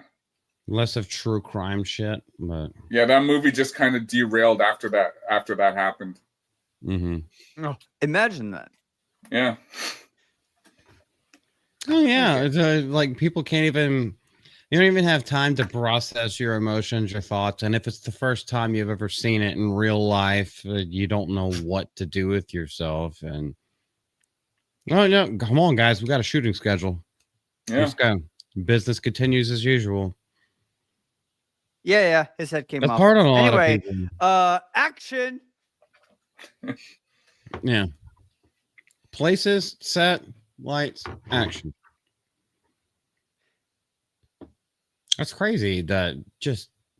I'm sorry. This is a little bit of a tangent, but just the there is no. It seems to be no heart in Hollywood. Like you have to do the indie films. You have to do people who go from the ground up. And if you sell yourself to that, I know Tyrone Magnus talks about this all the time. I'm just like, I do acting jobs on the side. I wanted to be a big actor, and then I saw these people. I met these people. Nope, not gonna do it. Oh, you sell your soul. Yeah, pretty much. He's like, I ain't gonna do that. I'll talk about it. I'll do the side acting job every once in a while, but and I hope y'all know who Tyrone Magnus is. But Yep. if you don't, go. I highly recommend go watch him. Dude is nothing but 100% genuine. He's like, I'm not going to give into that thing. I won't be real with y'all. A lot of people won't. It's why I'm not in politics and government anymore, because I had enough, you know. And I see a lot of my friends who are still in because they basically sell their soul. I never could understand. Well, speaking of selling souls, what other topics do we have tonight, Malty? I bet we can find some souls getting sold. Mr. Snoop Dogg. Oh, you want to talk about that? Oh, hold on. First off, because of the zombie thing, George Romero, who made Night of the Living Dead, Colhauser's ready. He knows it's coming. Yeah. The daughter continues his legacy with Big Gay Zombie Romp, Queens of the Living Dead. I just feel like the gays need a zombie film. This is coming from his daughter. Is that what the gays need? Yeah, the gays need to look like men as well. Why do the gays always aspire to be men? Dear gays in the chat, you're welcome here. Tell me, do you aspire to be portrayed as some rotten undead monstrosity that seeks to feast on literal flesh of others? I feel like that's a bit insensitive. Well, hold on. Zombies are non-binary. You do know that, right? They can't fucking procreate anymore. Once they devolve enough, maybe. But the question is why? Because she has okay, my thought process, because I have not read this entire article. And who is this? JB Augustine. This person from Bounding into Comics normally goes into pretty good detail. Spencer Bakuli goes into extreme detail. But my thought process is that they want it, and the reason why she's doing it is because she wants to push her agenda with that cash cow from his death. She got the inheritance. Now she could do whatever she wants because he was probably trying to stop her whenever he was alive. But now that he's gone and she cashed the paycheck, she's like, I could do things my own way. Scot-free. He can't say nothing about it. He can't come out and do interviews about it, like saying that like this isn't in the heart and soul of what I was trying to do in the first place. What do y'all think? Knowing nothing about it, I just say, oh, gosh, another one. Honestly, like that's it. That's my response at this point. It's just like, yeah, Hollywood keeps being Hollywood, whatever. It's all so tiresome. What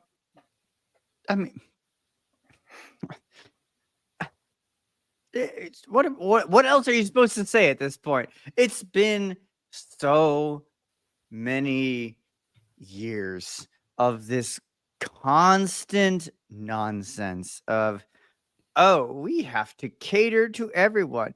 I'm sorry. You can make it. Hey, you make it a zombie apocalypse movie. You make an end of the world movie. It appeals to everyone. You don't have to make an end of the world movie that just appeals to. Yeah, but this is an end of the world movie for the gays. It's like, I'm sorry. I'm not sure if you know this, but if the world ends, the gays are part of the world, and the world will end for them too. No, it's just like, what? Why are we doing this? Why are we still? What actually? The real thing that I don't understand is all of this type of stuff financially has failed and failed and failed. Why are they still doing it? Who's funding this? Who thinks this is still a message that can ever be profitable? Or is the intention even to be profitable? Maybe they're not even worried about making money anymore. Maybe now they know they're losing money on it, but they have to keep pushing it because there's another purpose. There's another reason and a goal, not about entertainment. Because God, no, Hollywood hasn't worried about entertaining us in, I don't know, 15 years, 20 years. Like, entertainment's out the window. No. Pure propaganda is all that I think that's left. I know that's a total, like, we just walked through a whole rant with me, but like, that's my response to all of this is, why are we still doing all this? Why are we still making all this? Go through reason after reason after reason after reason, get to the end goal. It's because somebody somewhere is still paying for this because they want to indoctrinate. Period. That's my assessment. I don't know. Colhauser, what do you think? So when was it? It was a few years ago. They made that Charlie's Angels movie, and they basically said, and I can't remember who was the actress who directed it, but she said, "Men don't." Sorry, go ahead. No, go ahead. What was her name? It's Elizabeth something. We've seen her in a lot of things. She was in Zack and Miri Make a Porno. She basically said for men, don't go watch this movie. And did women go and watch that movie? No, it was a box office bomb. And then she came back and said, "Oh well, men. Why didn't men go watch this movie? Well, you told men not to watch this movie. So it's basically the same aspect where you're making a movie for gays, which they probably won't even go watch this, because who would go watch a gay zombie movie? I know I wouldn't, and I don't think anyone else would either. That's the entire thing, and I think that's the entire thing that one of the points that Lex is trying to make as well is like, and we have talked about it with the last article. This trope has died down. It is oversaturated. A lot of people don't want it. Oh, now you're going to make it a bunch of lesbian faggot women. Nobody's going to want that either. It is simply a pride project. And I think he hit the nail on the head when he said it. But I know it's not only sheer fucking hubris, to quote that line, but in my opinion, it is just something that's like, well, I need to be heard. And now I have the money to do it now that Papa died.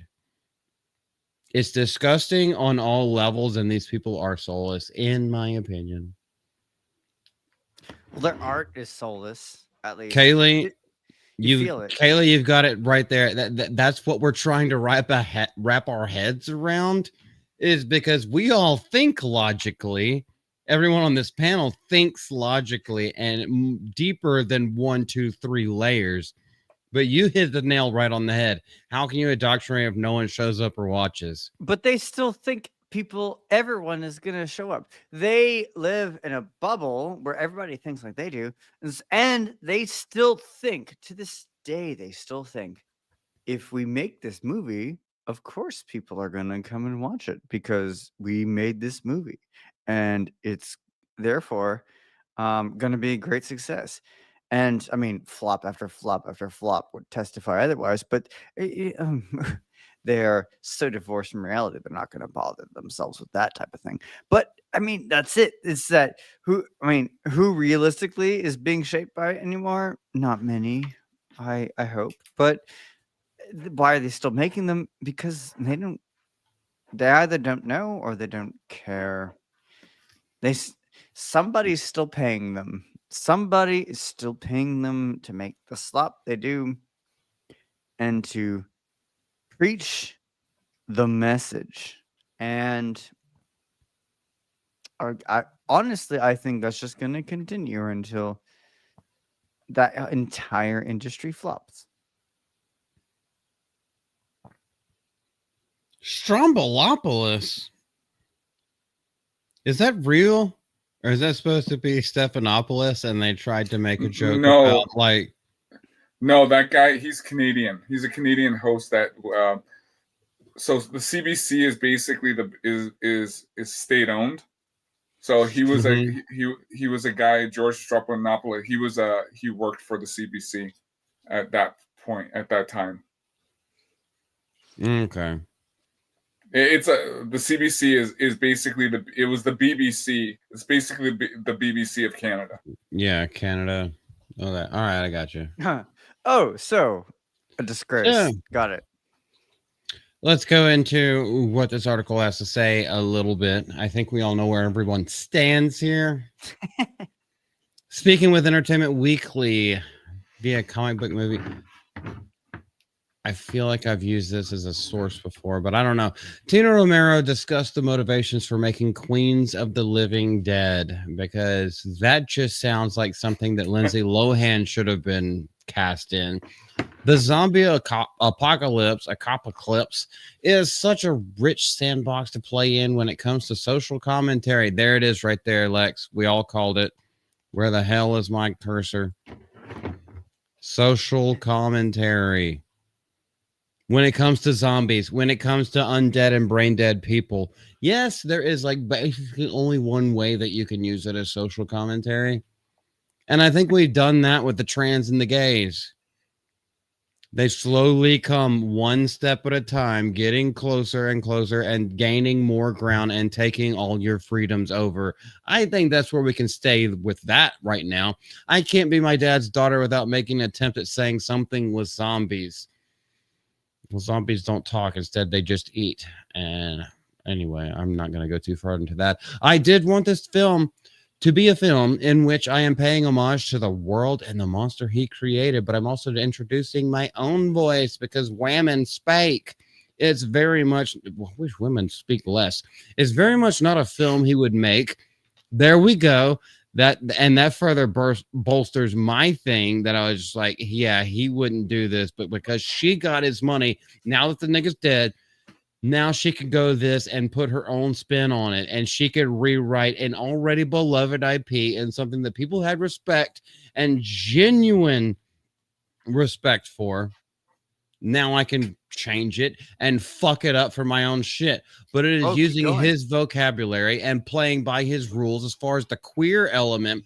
So it used to be gay. Now it's queer. Pick a side, motherfucker. I just feel like the gays, or is it queers, need a zombie film. This is what happens when you add too many letters from the alphabet to your stupid ass completely crazy agenda that is all just a little mishmash of your head being sit with an immersion blender. It's time that we get to have a big gay zombie movie. The fact that George A. Romero is named in this, we know it's his daughter, but even she says that he wouldn't do it. He would never have let this happen. I think I look at this and I think of well, I think of the quote that she just said, but I'm also introducing my own voice. And then I immediately think of someone like Christopher Tolkien, who I think of Peter Jackson. Well, I think Okay, Christopher but Tolkien, in a better way. But go ahead. Go ahead. I think Christopher Tolkien because he poured countless hundreds, thousands of hours into reading his father's notes, reading his father's stories, trying to compile like the lore that his father wrote in the world and the language that he designed. And Christopher Tolkien didn't try to make anything of himself. The last thing Christopher Tolkien ever wanted was for his own voice to be heard. He was just trying to give the world what his father gave us. He was trying to put that together, and he was so proud. And that was enough for him. That was like a point of pride for him, was this is what my father built, and I want to like put it together, safeguard it, all that type of stuff. He would have said, but I want my voice to be heard too. So we're going to put this thing into the Lord of the Rings. We're going to put this thing into the Silmarillion. Never. This chick, whatever her name is, like, yeah. Oh, I'm bringing it Daddy back did up. this, That yeah, but I'm gonna bring it I back want up. my voice to be heard too. It like there's a whole mentality shift here of like, on the one hand, there's like, hey, I'm honoring a legacy, and I'm honoring it by trying to like keep it together and protect it and like give it to the world as it is, versus, yeah, Daddy did all that stuff. That's cool. But also me. It's just different. It's a whole different set of priorities. I mean, am I wrong? You are not. Colhauser, you have the floor before we go back Well, to basically, she's an activist. She's pushing her activist agenda, and she's basically letting the world know, listen, this is where she's basically saying her father is wrong. She is right because she has her agenda she's pushing. That's how I see it. yeah. If that makes sense. No, it 100% does. It is. And let's go back to the last thing that she says, and then we're gonna stop after this. This is still her words. This is verbatim from her. I am his kid. There's no denying it, and he has influenced me greatly, she said when addressing homages to her father in the film. And this is his monster. This is his genre. So I'm going to change it. I had fun doing my little Romero nods throughout the film, and we have some good ones, but I'm going to make them gay now. This is what she is saying. Look at this shit. All right. Okay. So this is one of the posters. Please tell me that's in screen. All right. So you got a fat black dude wearing bunny ears. You got whatever this is. This is Cynthia Erivo. You got Dave Bautista always needs work. I have seen this lesbian dyke bitch somewhere before. Why is this person have their nipples out? Is that supposed to be a girl? Then why are the nipples out on the poster? This is Boy George. That looks like Drunk VPO, actually, if you think about it. Well, X-ray girl in 20 years. This I have seen this person before too. I can't think. Anya Taylor-Joy with bangs. Why does it look like a freak show? Why not just call it a freak show? Because they're pushing their agenda. That's all it is. The message. And well, here's the thing. And the reason why I wanted to bring up this, I didn't look at all of her statements, but she literally admits to all of it. Yeah, he created this. He made this popular. I'm going to take it and I'm going to do my own thing. It can't fail because I have his name. So everyone's going to watch. I have a built-in audience. It's like, yeah, we've seen that a million times before. So it's the Tolkien estate giving Amazon rings of power. Can't fail, right? Couldn't possibly lose money. Go ahead, Cole. She's basically destroying her father's legacy because she didn't believe in her father, what he did, but now she's making it and she's going to make it better. That's how she's looking at it. Does she think she's making it better? Because okay, so this is actually a topic that we could talk about.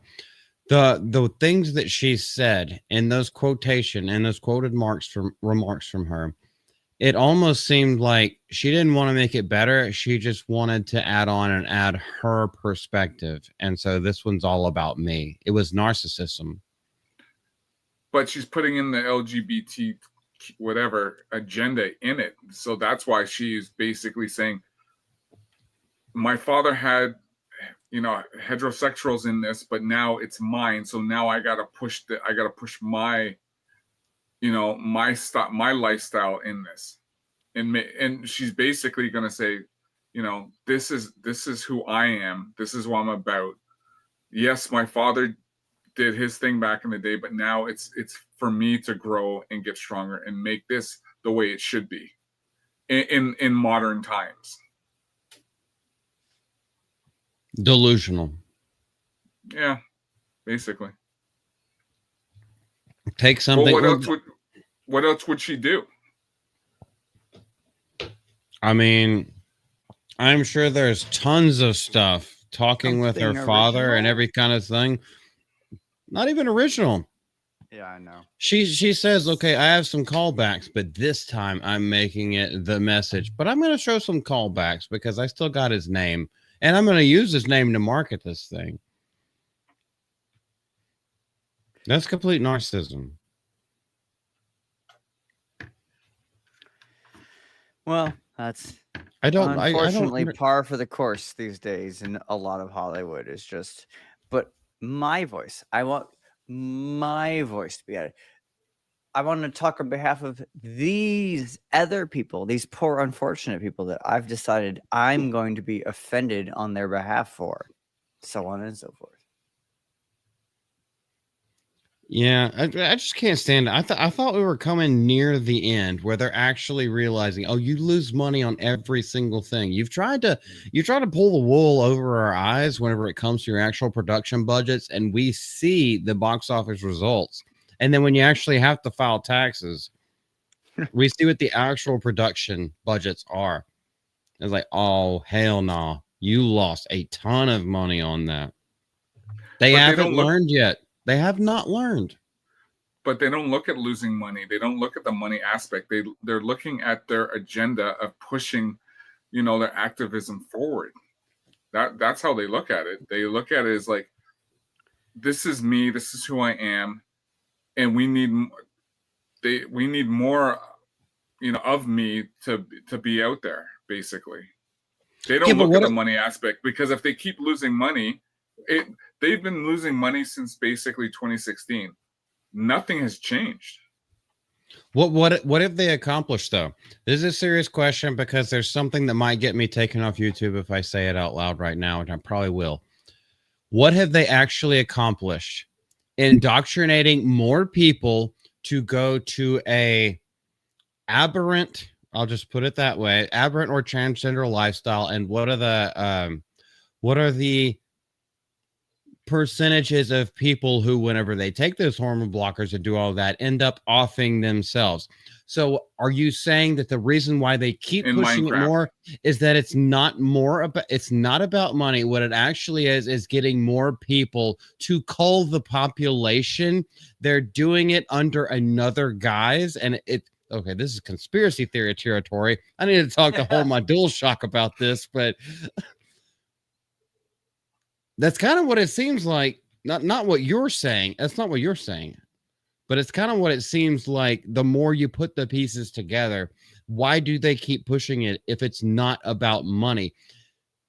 Knowing what happens when these people fuck with their hormones, they end up offing themselves in record numbers. So you want more people offing yourself? Have you ever had that conversation? Listen, I don't get it. I don't understand why they keep doing this. If you look at, say, like Star Wars or Star Trek, why do they keep going down this path of making these, making these movies and these TV shows when they just keep losing money? So what's the agenda? Because they keep pushing their diversity. They keep pushing they just keep pushing this stuff to make it, I guess, on their end, to make this stronger, so more and more people know about this. So if they've already lost the money, where else are you going to go? You're just going to keep pushing your agenda forward. Alexa, are you still here? Yeah, I think it's just the bubble they live in. They really devoid of consequences. They only ever talk to people who think exactly like them. They only ever talk to people who value the same things that they do, and they genuinely think that they know better than the rest of the world. And so they keep putting it out. It's like, in the face of failure, they see it as noble. Like they see making these types of stories as a noble cause, it's like their religion. And because they don't believe in anything else. They have no faith in anything else. So Exactly. this is the natural result. They have to put their faith in something, and they've put it into this degenerate nonsense that destroys people. But it sounds nice. It sounds equitable, which is a foul term on its own. But I mean, don't we want everybody to be the same, guys? Isn't that what we all want? Hell yeah, all white all the time. If it ain't all white, it ain't all right. I guess I'm gonna have to off myself. In Minecraft. See you later. Actually, Kaylee, Kaylee, where is it? I'm gonna put it on the screen. Kaylee, where's your thing? I thought you could say that now on YouTube. I don't know if Yeah. Oh yeah, you know what? Actually, I'm pretty sure I can. Yeah, I think they talked about that on FNT. Well, compared to the other things already said on stream. Yeah, they mentioned it about how you can get pulled because I can't remember it, but I remember it was talked about. About certain words. I'm pretty sure I've said it before. I mean, obviously there's certain words that a lot of people shy away from that I have no problem saying because I'm blunt. We're going to talk like it is. Yeah, exactly. And if we're wrong, at least in our thoughts or the way that we talk about it, then that's one thing. But I'm not going to parse my words whenever I'm trying to get the point across. Nobody thinks you're going to parse your words. Nobody who knows me. They all know. It's like, if you've made it this far in the stream, shit. You've already figured it out by now. Said some wild shit. But I always ask other people, is like, I always try to give them the benefit of the doubt, or not even the benefit of the doubt. That's not the right way of saying it. But I always try to give them the honor and the graciousness of like, are there things you don't like to hear? Because there are 2 words you are not allowed to say on my stream. And it's taking the Lord's name in vain, GD. Yeah.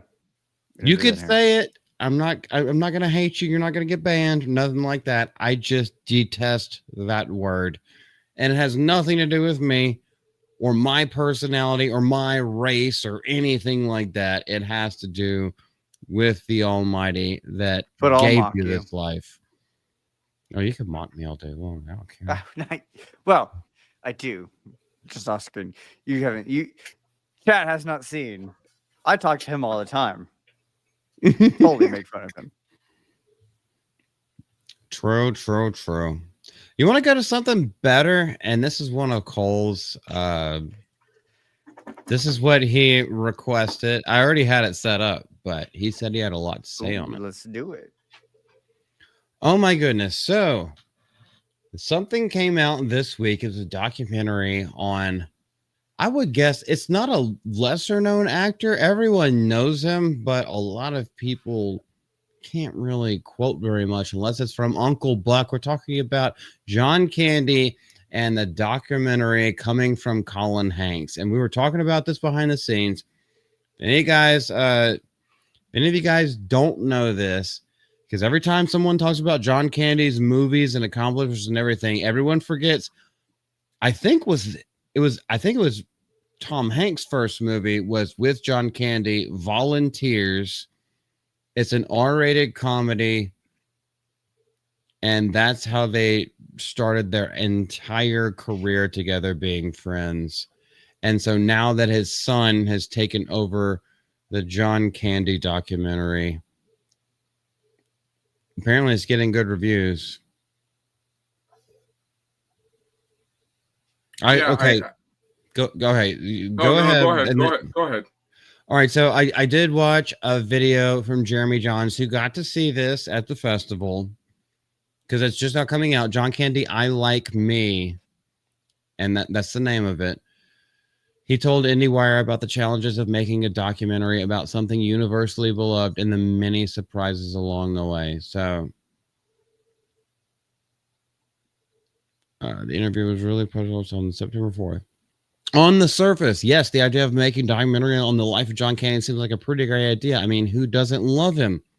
Has he ever played an evil person anywhere? I don't think so. But as director Colin Hanks points out, well, wait, not so fast. Now, quickly note what he's talking about, because he did, in fact, make the documentary. And the problem that presented itself was, yes, everyone does love him as much as this man whose life should be celebrated, watching his friends and family talk about. Sorry, I got mushmouth right there. How about how great he is? Doesn't necessarily make a riveting narrative for a film. Now, before we go further into this, what do you think they're trying to say? Every documentary needs drama. We have to make the downturn, the Law and Order. Dun, dun. There has to be the downturn. So Jeremy Jahns did like it. He gave it a good review.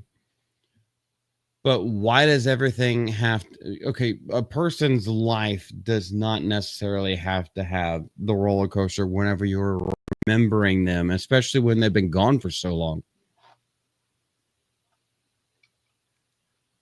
Well, because I remember he had his ups and downs when it came to his weight. Because at one point he was, he was big, but he was trim. And then he got heavy. And then, of course, everyone, because he died right when he was filming Wagons East. I can't remember what year that was, but that's when I saw him in, because he was filming in one of the towns outside of Toronto. And I think they're trying to point some of that stuff out of, him being overweight and his heart condition. So now, why would they put that in there? I don't know, but it's basically, they should be talking more about his life in comedy and where he started, his grassroots. He was actually in the original Blues Brothers movie, back in 1980. Yeah, with John Belushi, not Jim. Yeah, sorry, yeah. Candy was with that was with John Belushi. So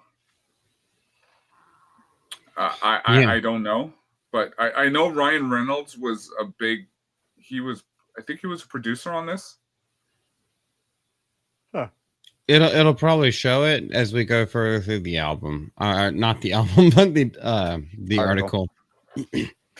What Hanks deftly does with his John Candy I Like Me is frame his film around Candy's anxiety about his own mortality.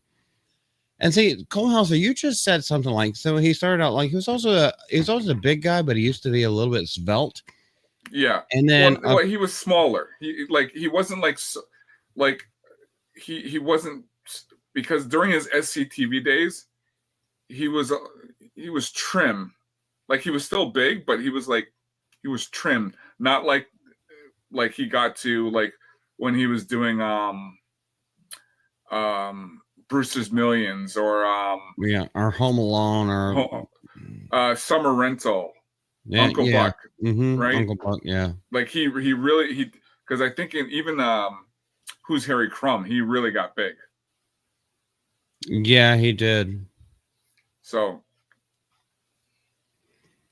I mean, I don't know. Let's go through the article more so we could talk further about it, because there's a lot of things that could be pointed out, but also I've talked about this. I don't know if it's been a live stream or in videos that I've done. Whenever people do documentaries, they're always looking for a twist. They're always looking for a spin. They're looking for a way to make a 3-arc structure. And yes, that is basic screenwriting, but you don't always have to do that. Why not just have it be a complete celebration? But we do need to know. We don't need to know, but we would like to know about John Candy's life, because his father died from a heart attack when Candy was only 5 years old. So he lived with the notion and mindset that he was possibly living on borrowed time. How does he ever say this? Because at 5 years old, that's probably one of those memories that you're probably going to like shake away from your mind. You're going to know your dad died, but you're not going to understand why. It's frankly shocking to think John Candy has now been gone for over 30 or 30. Oh my goodness. 30 yours. Mush, 30 years, because he died in 1994. Even more shocking, Candy's Uncle Buck co-star Macaulay Culkin appears as a talking head in this film and reminds the viewer he is now older than Candy was when he passed. He died young. Yeah, he did. And that's so sad. Because I didn't ever think of him as young. He's Uncle Buck. I assume he's around his 40s. I always assumed that. And he never got to that point. No, he was a young guy. Like I said, he started off in comedy. Like they started off young. The crew around him. Like it was John Candy, Rick Moranis, Dave Thomas, Eugene Levy, Joe Flaherty. They were all around, the Second City crew.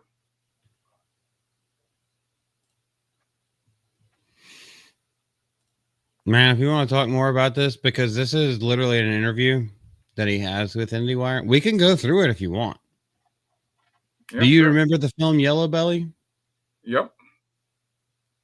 It's at least tied with the hardest I've laughed watching a movie this year. I have actually not watched this movie. I know nothing about it. I have either. I haven't even heard of it. Everyone knows Splash. Hopefully, everyone here has watched Splash. Oh yeah. Daryl Hannah. Yup. PG, but you got to see booty cheeks. Yeah, good old Daryl Hannah at her prime. Yeah, hopefully everybody's seen that. But so let's go a little bit into this. And yes, I have not curated it because that's how we do it on the live stream. And so Colin Hanks is the director of this one. I think we should watch the trailer. If I can just pause for a second. Go ahead. I like this headline I see over here. The more from IndieWire, News Fest, Blue Film, Review, a disturbing look at pedophilia and gay.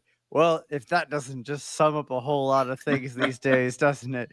Why don't you just title it Hollywood next time? Anyway, as you were, Multi. True. Like, I wasn't even paying attention to that, man, but you are 100% on the dot.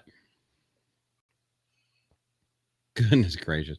Right. Okay. Conan O'Brien told me that story on the podcast, and I was like, oh, I'm going to have to check this out.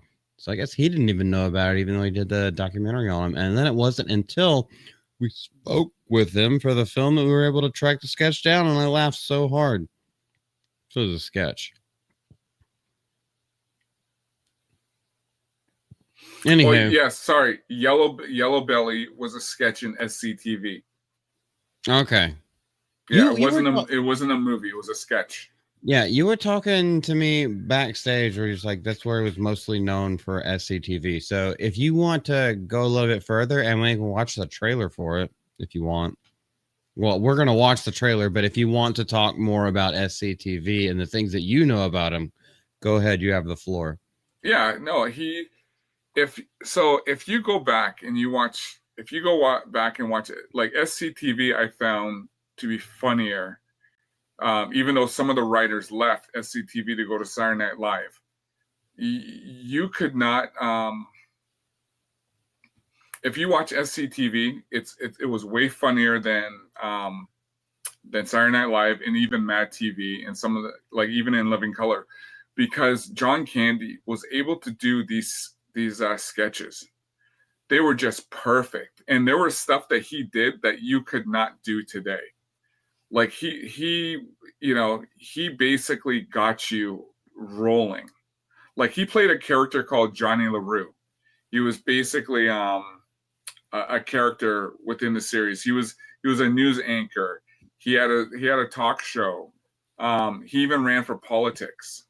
And I remember one of the skits where, he was he basically said, you know, all those reports where people saying I'm gay, it's not true. I just want the gay vote. And that's, you know, that was him running as a, you know, as a politician, you know, and even at the end when he lost, he only got like 2 votes, you know, and he just said to all the people in Menonville, you all suck. Like, you know, he just really, he really pushed himself, you know, in almost every character he did Orson Welles. He did he played Pavarotti. The guy was just, he was fantastic in that show. And I always tell people, if you want to laugh, you go watch SCTV and you watch some of his skits. He does a skit called Speed Drinking, where he has all these glasses like lined up, and he just go, you know, you want to get drunk fast, and he just grabs like every shot, and then he just passes out. So, you know, and then I think I mentioned to you too, one of his funniest movies was Going Berserk. You know, yeah, the guy was just like, I know everyone references Uncle Buck or Home Alone or Planes, Trains, and Automobiles. He had some bangers, you know, with Summer Rental, even, you know, when he was in Brewster's Millions. Like, the guy was a comedic genius. So, you know, I go back and watch some of his earlier classics. The guy knew comedy. He knew how to make people laugh. And that's why he was one of my favorites. One of my favorites growing up. I agree. I've never disliked him. I don't know if anybody ever has. That's why I started doing like deep dives when I started watching a whole lot more movies and got into filmmaking myself. And I was like, okay, I need to watch a whole bunch of stuff so I have reference points for everything. Mm-hmm. I haven't seen all of it, but that's why I came across Volunteers, and I was like, John Candy and Tom Hanks, and Tom Hanks is skinny as shit, and he's young as hell, and both of them are young as hell. What is this? Oh, it's rated R. My parents ended up buying it, and I was like, I'm sneaking this up to my room so I can watch it. And I was like, oh, damn, this movie is good. No one ever talks about it. I'm pretty sure that was 1984, but yeah. Think about this. So there was a skit where John Candy played, you know, everyone knows Don Rinkles. Yeah. So he played a skit being Don Rinkles. So look how this skit plays out. There's him. There's a black guy, a Mexican, a guy with a turban, and a hillbilly. How do you think that skit went? It was comedic genius. It was just gold. You know, it was just perfect. Like even in Volunteers, the one line I loved with him and Tom Hanks were, do you remember when they were talking to the Vietnamese girl, and then she's talking and the captions come out, and then they look at the caption and they're actually reading it because they couldn't understand her, but they're actually reading the captions on the screen. Like just classic stuff, you know. So oh my goodness. Even him in Spaceballs, like he makes Spaceballs. He makes that movie. Yeah. So, not gonna lie, he kind of does. Yeah. I think if he's not in that movie, I don't like the movie works, but he makes, because of how he makes that movie work even better. Yeah, Canadian Renaissance Mover. Does that hold on? Oh, that is a movie, right? Because I feel like yes. I've seen this movie. I always tell people, and I've been telling people recently, because of the whole thing going on between Canada and the United States, go watch Canadian Bacon. John Candy will make you laugh in that movie. And it's all about, you know, the United States. The United States is looking to get into a war with someone, so they pick Canada. So, and John Candy plays like the main guy. So it's just a great movie. All-star cast as well, but John Candy's he's great in it. Like, great comedy. I know I've seen it. It's been too long since I've seen it. I think I've only seen it one time, but Yeah, I've been posting it. I've been putting certain clips up for people because they want to make Canada the 51st state.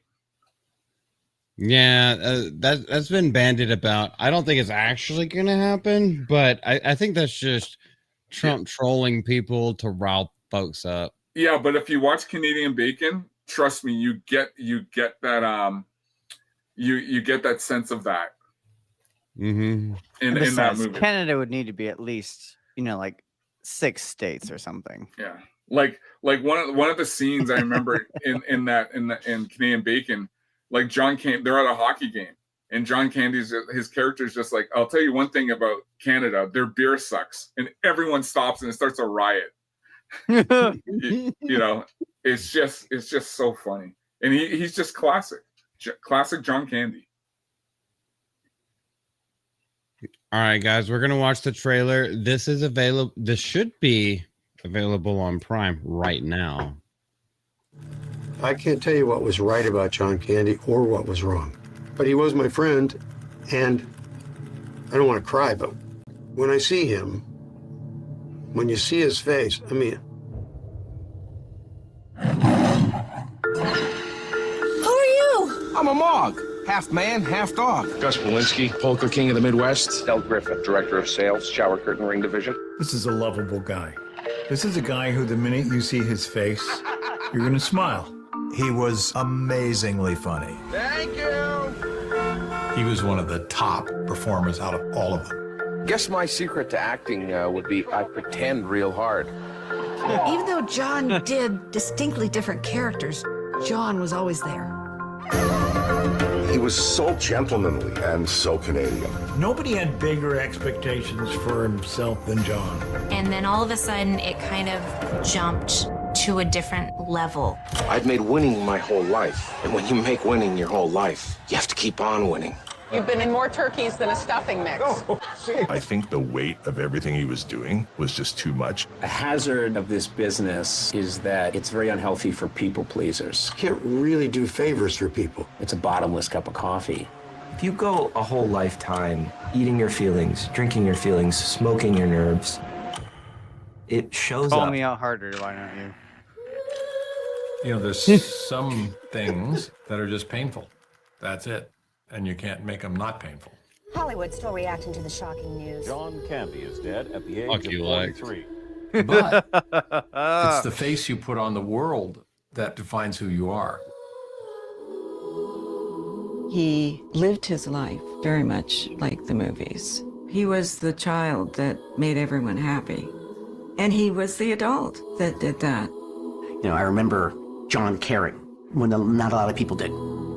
Every time you go away, This is no meager life we reflect on today. you take a piece of. This is as full a life as any human can live. Hi, Daddy. Hi, Jennifer. How you doing? Magnificent of visage, eyes and frame, a titan of a gentle, golden man. Well, you think what you want about me. I'm not changing. I like me.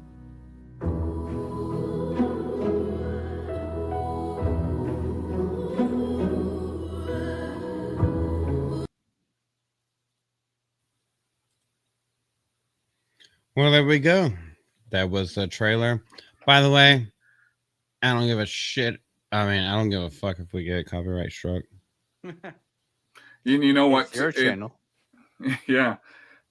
In that clip, they showed that part with him drinking. I don't know if you saw that one part when he put the glass up. That was that. It was called yeah. Johnny LaRue's speed drinking. Just classic. Just classic. I'll go back and I'll just watch SCTV. Just basic, not just for him. You know, Rick Moranis, Dave Thomas as well, but mainly John Candy because he played these roles. You know, he played a role where he played a character called Dr. Tongue, and it was always on Monster Chiller Horror Theater. And he would do these 3D skits where he would actually, he would in 3D how you wear the glasses and things jump out at you, but he would actually get the pancakes and put it right up to the screen. just 3D's House of Pancakes. So he put the pancake right up to the camera, just so you can see it. Just funny stuff he would do. Colhauser, can you see the chat? You should be able to through StreamYard. Okay, so did you answer this one, or do you know the answer from Boomer? What was the one? I believe it was Delirious. I believe it was Delirious.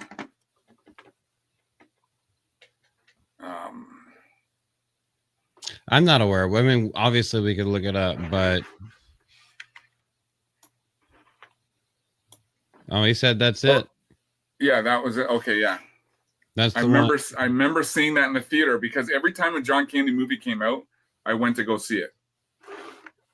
Yeah, that's probably one of the ones like it's on the tip of my tongue. Yeah. Does somebody else just say it to me and I'll remember? Miss Deborah, you're back. What were you doing? Don't actually tell me. I don't want to know.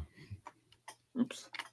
Jim Carrey freaks me out. Not a fan, but yeah, okay. So Jim Carrey might actually be turning a leaf. Oh, by the way, he is not part of the topic section. But I have seen stuff recently where Jim Carrey, he went down his let's just say left wing spiral. I have seen things recently where he's now talking about Jesus Christ more. Miss Deborah, I'm not even highlighting that. Woman, no, down, girl. Hey, Deborah. Down, girl, stay. If that's what you actually did, you should be tired. Unless it wasn't that good. I guess he wasn't Mexican this time. Gotta sit down. No, it's all good. It's all good, Miss Deborah. We just here joking. Ain't nobody taking anything the bad way. Apparently, Jim Carrey is supposed to be doing the live action Jetsons movie. I heard that. Yeah, I guess he's gonna play George Jetson. And you know what else is going to happen? Either Judy or Elroy will get race swapped. Oh, are you fucking kidding me?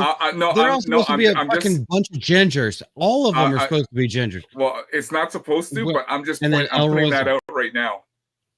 I saw the thing about Jim Carrey going to be doing that. I did not see a race swap thing, so I didn't make a video on it because I was like, okay, it hasn't been fully visualized yet. I'm just putting that out there, so remember this.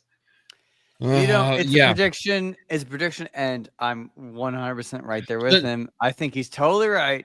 They're gonna do it. Yes, they can't so help they're gonna themselves. make. They can't help themselves. So Judy Jetson was either a divorcee, or she cheated on George Jetson and had a baby with another nigga. Or, Mexican or what, it doesn't even matter the race. It doesn't even matter. But if it's going to be race swapped, it's going to be a different race. So Judy Jetson. Oh my gosh. I am so angry about this stuff. I'm trying not to go full, just volcano mode. We haven't even gotten to the stuff that was supposed to make you really angry yet. Oh, yeah. Snoop Dogg's next. Yeah, I'm like I said, I see these things now where it's just like, of course they're gonna do it. They have to. It's in their blood. Like even this Running Man movie. It's in their butt. I love the Running Man, but why would they race swap him? Race swap his wife. And even from the original, he didn't even have Schwarzenegger's character didn't even have a wife. Yep, you are correct on that. So. Yeah, old Renaissance. She gets knocked up by a black man.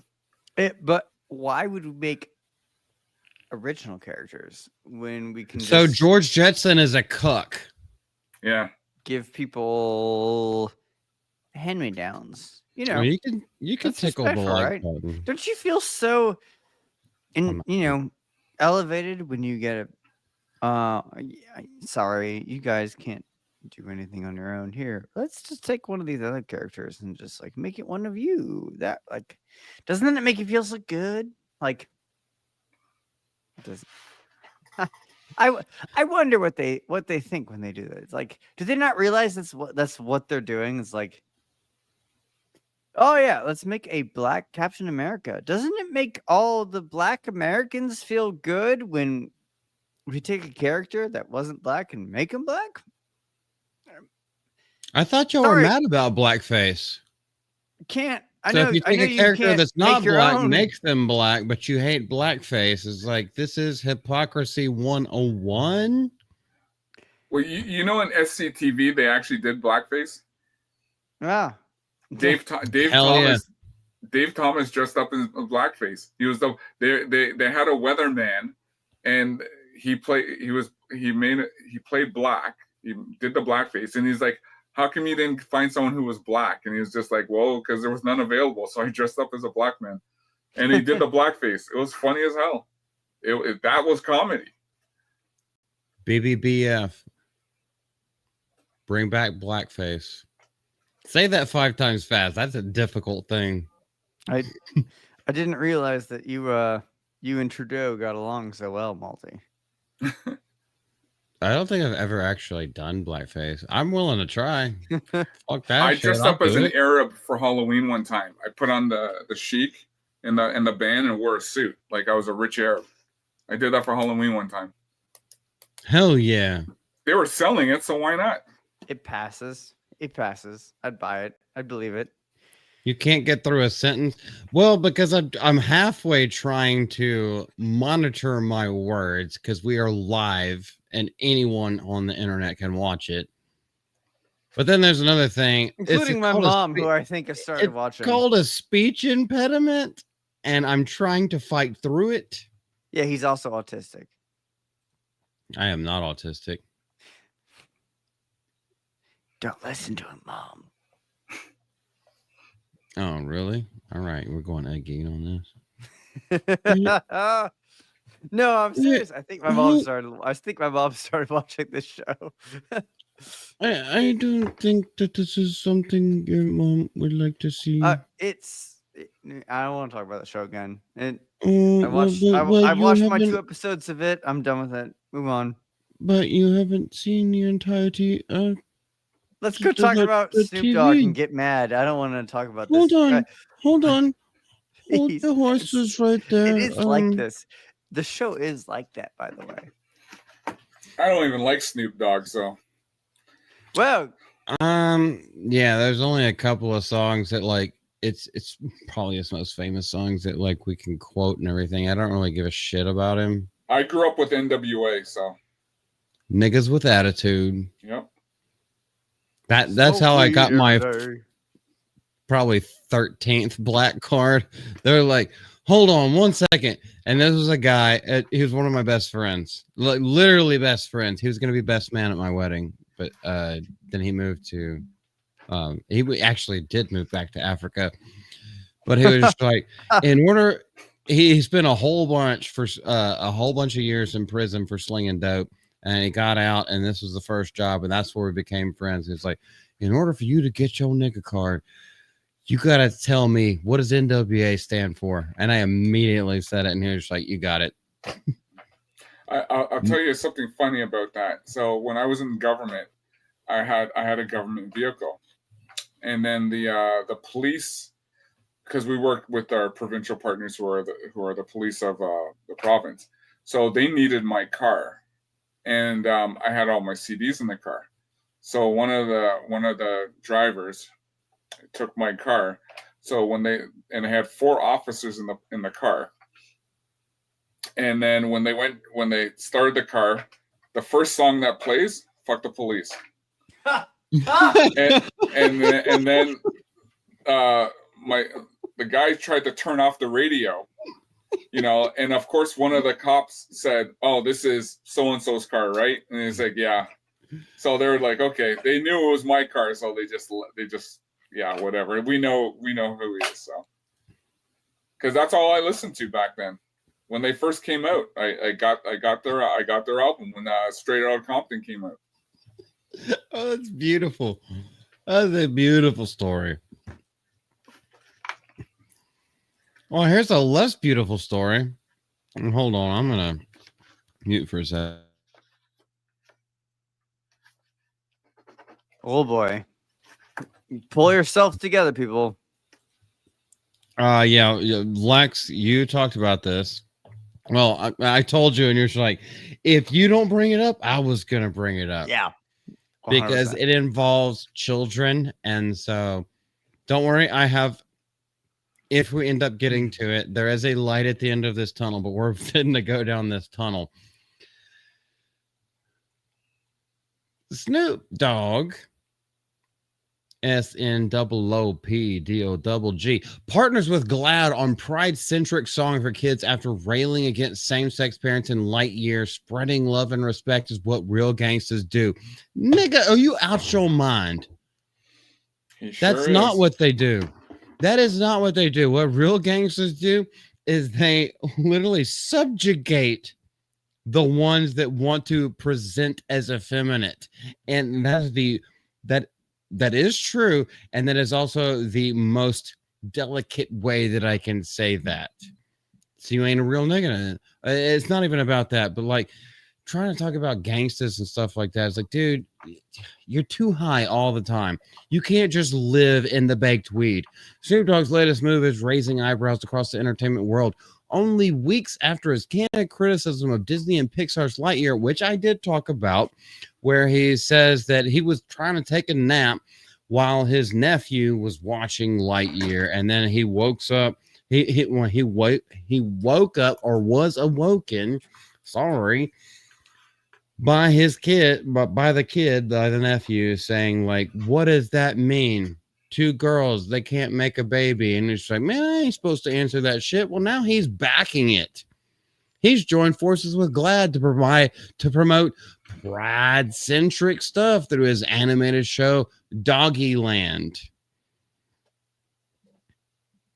Oh my goodness. I'm going to go through this a little bit video mode, and then we can talk a little bit more just to get it out of the system, because I've been holding back basically the entire stream and I keep tripping over myself. According to Variety, Snoop has partnered with the advocacy organization as part of Spirit Day, an annual campaign aimed at supporting pride-oriented youth and fighting bullying.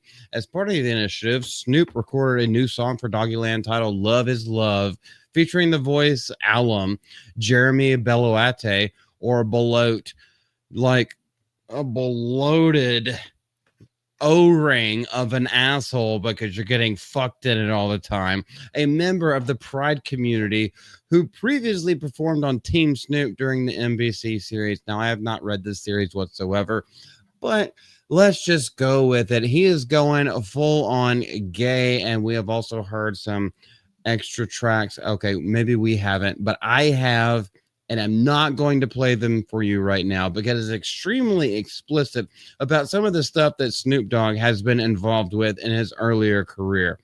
Love is love? No, it ain't. God is love. In the music video, Belote voices a puppy named Zippy who joins Snoop's character Bow Wizzle. Oh, you are being so damn... You are being... It's so imaginistic. The imagination is just out of this world. And the animation looks even worse than Paw Patrol. This song includes same-sex couples in lines such as, our parents are different. No two are the same, but the one thing's for certain is the love won't change. Well, the love making definitely had to have a change. How do you think about that? It's a beautiful, it's a beautiful thing that you can't make kids. What do you think about? Might want to get rid of them. That's how a white person raps. It's a beautiful thing that kids can have parents of all walks and be shown love, to be taught what is love, being able. You don't even know what love is, nigga. You just married the first bitch that got pregnant from you. Being able to have parents from all walks of life, whether it be two fathers, two mothers, whatever it is, love is the key. I am getting extremely angry. I've already been angry, but here's the thing. Okay, before we go further, here's my biggest thing and my biggest issue with it. I don't give a fuck if you like to butt fuck other dudes and you're a dude. I don't give a fuck if you like to scissor in the corner or under the sheets or anything like that. I don't give a fuck if you like to get cucked. You keep that shit in your bedroom. You don't teach it to little kids. Little kids should be left the fuck alone. How many times do we have to say this? You do not lay your hand and indoctrinate little kids when it comes to sexual deviancy. And that's what it is. It's being deviant with your sexual and biological parts. I'm going to stop so y'all can talk. I get mad about stuff. He got called out. That's all it was. He got called out by somebody either part of his record label or deals, and it was just like, you gotta renege on what you said, and you gotta start supporting the gay LG whatever community. That's all it was. Because why would he turn so fast? I don't understand is he puts out this video goes out of him just going like, I don't think this stuff should be in front of my kids, and then all of a sudden he's publicly it's hypocrisy. I mean, let me just skip all of my ranting and go straight to the point. It's hypocrisy. And you're right, Colhauser. He got called on it. He caved. Weak, cowardly. He initially recognized, oh God, no, this isn't something you should do with kids and stuff. And then they're like, you said what? And then he's like, oh, I'm sorry. And now he's backtracking and doing all the things. And it's just like, you knew what was right. You knew. Oh, it's so disappointing. Here's the thing, though. What was right, but you didn't have the balls to stick with it. Can I just throw one thing in? It's like this.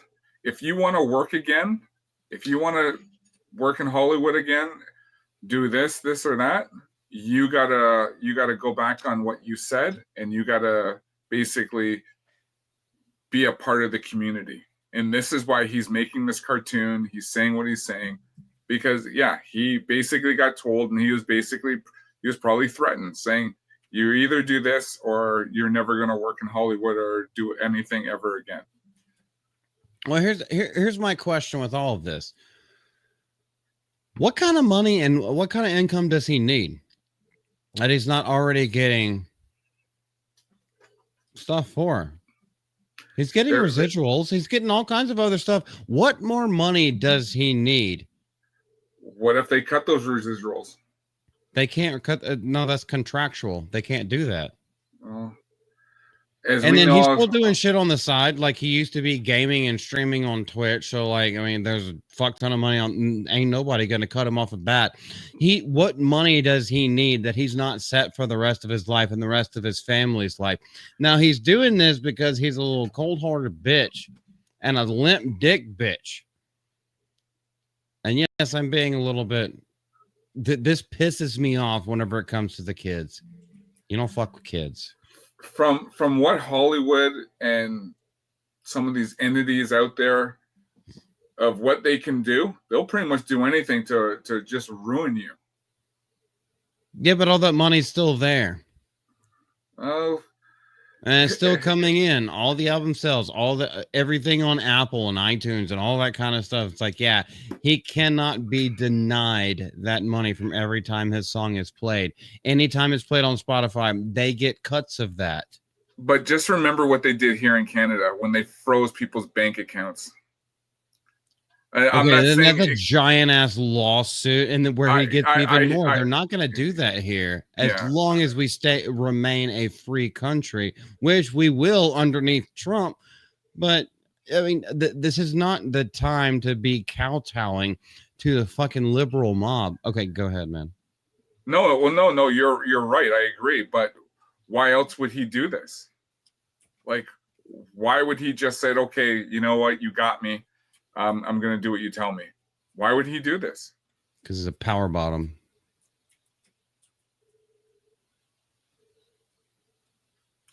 No, I agree.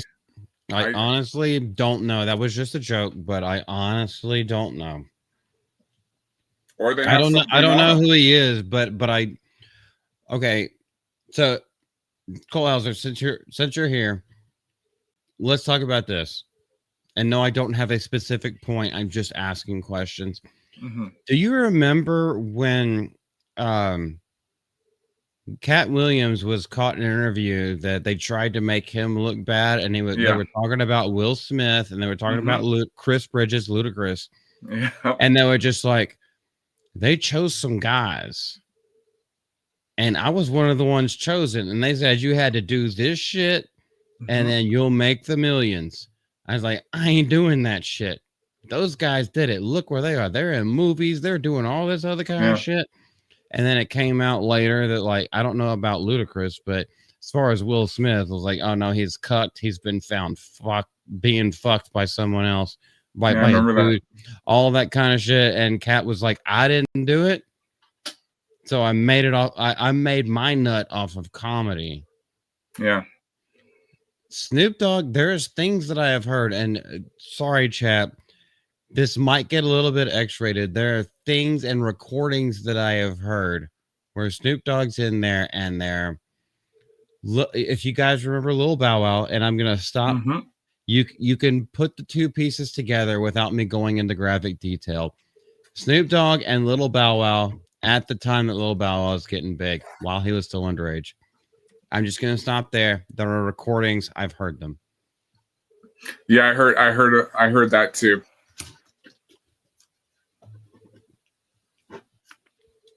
It's a completely terrible society, and their rules in order to stay on top. I mean, they're basically all puppets. They didn't want to be slaves. They become slaves to the system, but just because of money. And so they lose all of their personality, all of their humanity, and they push that on other people. And that's why we don't respect this nigga right here. Nope.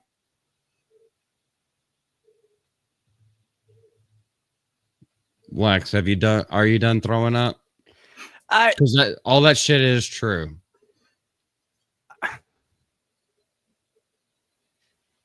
As a school teacher, I am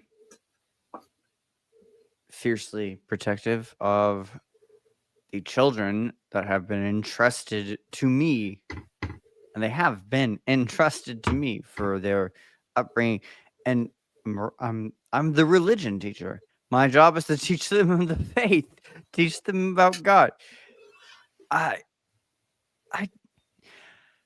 should not hear children coming in and talking about this type of stuff, and I do.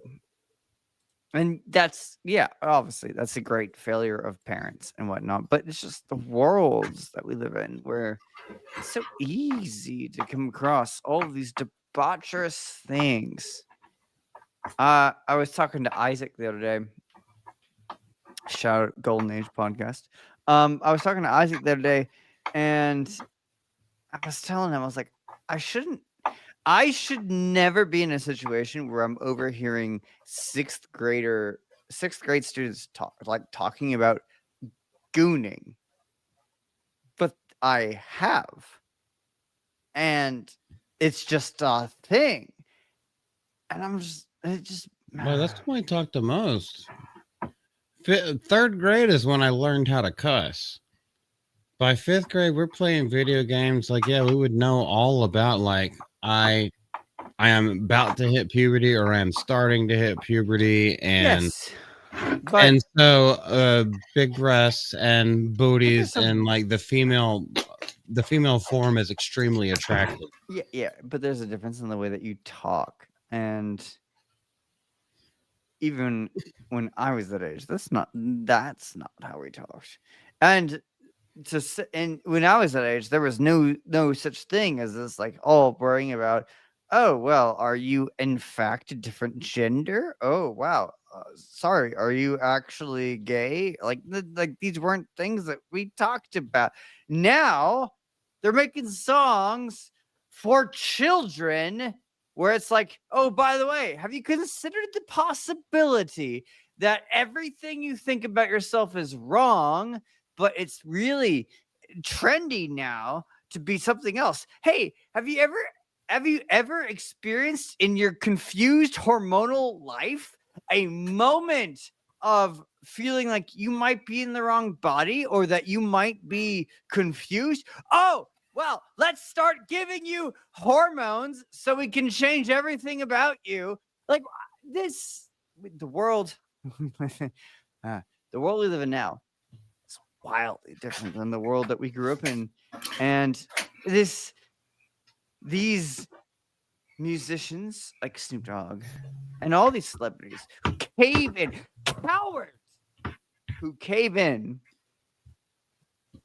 are feeding foul addictions and demonic influences because it's trendy. That is what's happening. I am angry about all of it. You might have noticed, but this what's happening is again, and I tie it back into what I said earlier.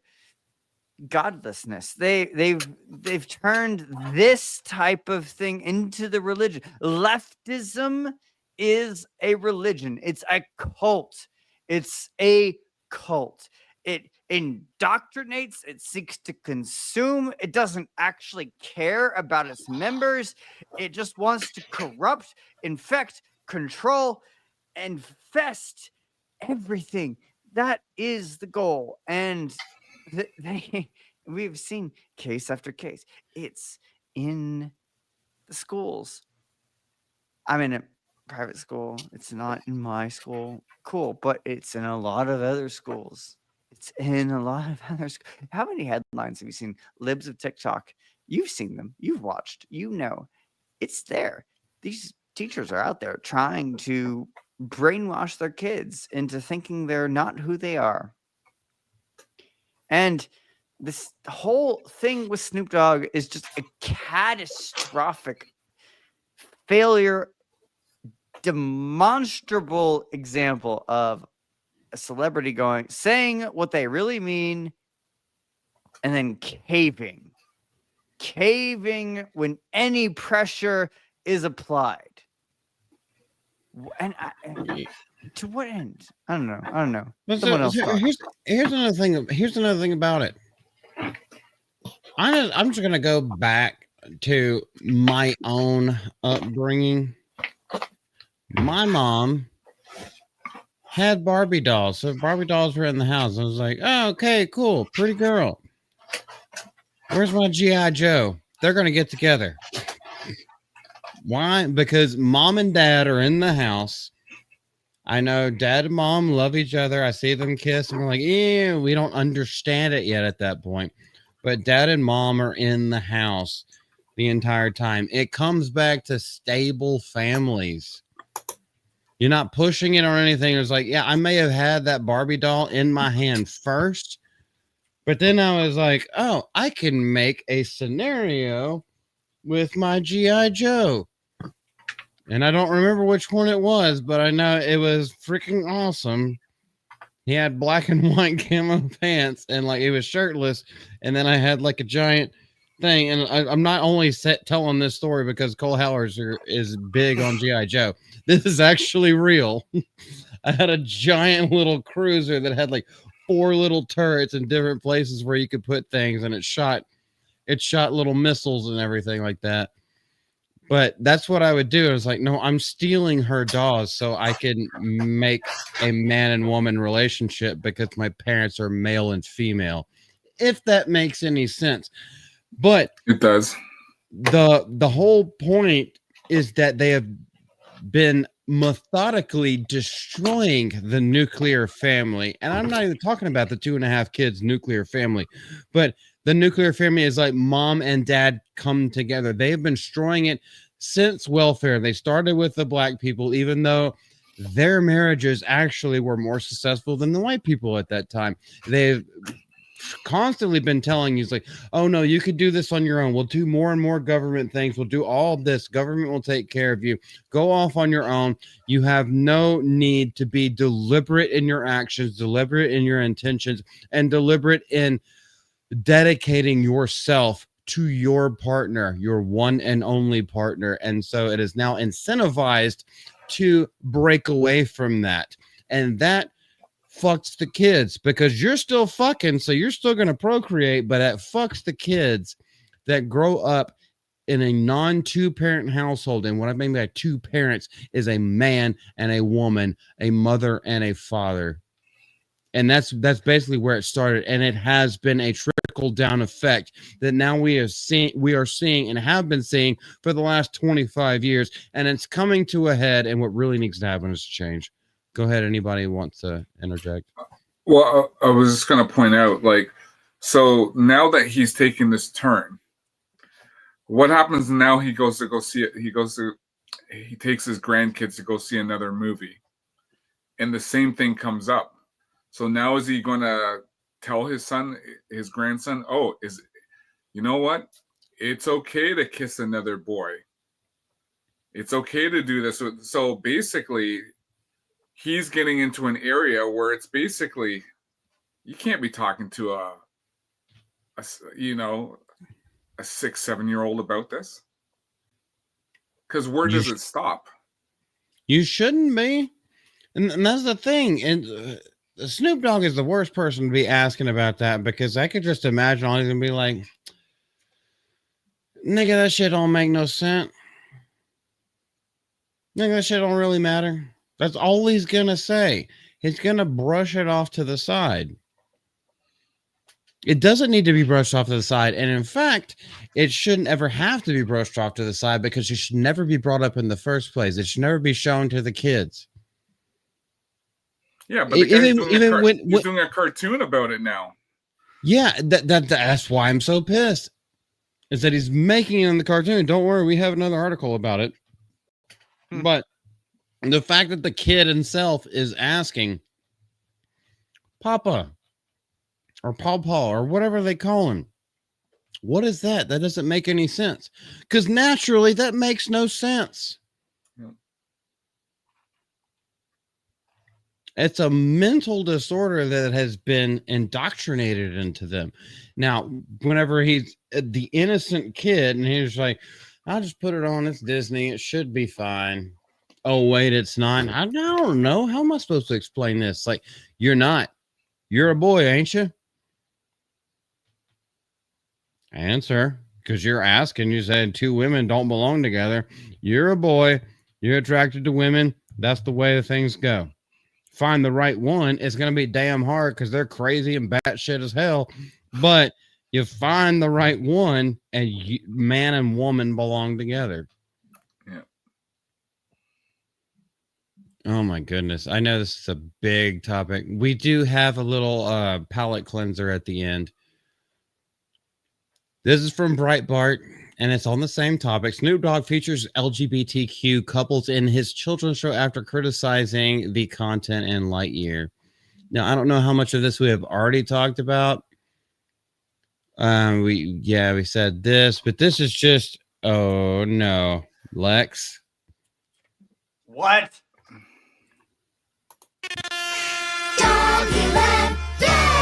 Wow, wow, wow. Good morning, pups. It's time to roll. Let's find a seat. High five, come on. We got barks a lot. Yap, yap, and wags. All aboard the bus. Let's head to class. Wheels on the bus go round and round, round and round, round and round. Doggyland to me would be a 3D animated cartoon series designed for kids. I say preschoolers, toddlers, and eventually kids of all ages, because it's so influential, it's so educational, and it's so fundamentally smart. Don't you feel educated by watching this? I feel educated. Oh yeah, fundamentally smart. Okay. Bow Wizzle is the character that I voice. He's the big brother, mentor. Oh my God, it's a looks after furry. all of the young pups. Great director, great singer, but most importantly, he's a phenomenal rapper. And you know the kids love rapping. Okay, we're not watching 4 minutes of this.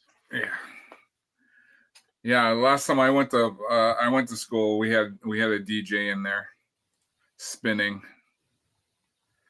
God, I don't know. This stuff just drives me nuts. And like, yeah, I'm like Lex. I don't even know what to say. What is this? What is this? What are they trying to do? Also, the animation is like so bad, it's almost comical. That's what I said. Paw Patrol has better production value than this. The rapper also added that the song is teaching parenthood, is teaching the situation that kids in the world is going to go through right now in a beautiful way through song, dance, and melody, and just trying to get more understanding, clarity on how we live and the way we live. You're supposed to do that as your parent. Multi, can I ask you a question? Go ahead. What was his album called? Which one? I don't listen to rap. I listen to metal. The first one that came out. Do you remember what it was called? I have no clue. Doggy Style. Oh, Doggy Style, like what he wants kids to do each other. So basically, now he's calling this Doggy Land. He's really running that pun into the ground. Yeah, yes, old Renaissance. We need Schoolhouse Rock back. Schoolhouse Rock was shorts, and it taught you math. It taught you adverbs. It taught you about electricity. There were a whole bunch of skits back in the day, and they were just like they taught you about going to school about certain things. It was like God. Like this is sickening.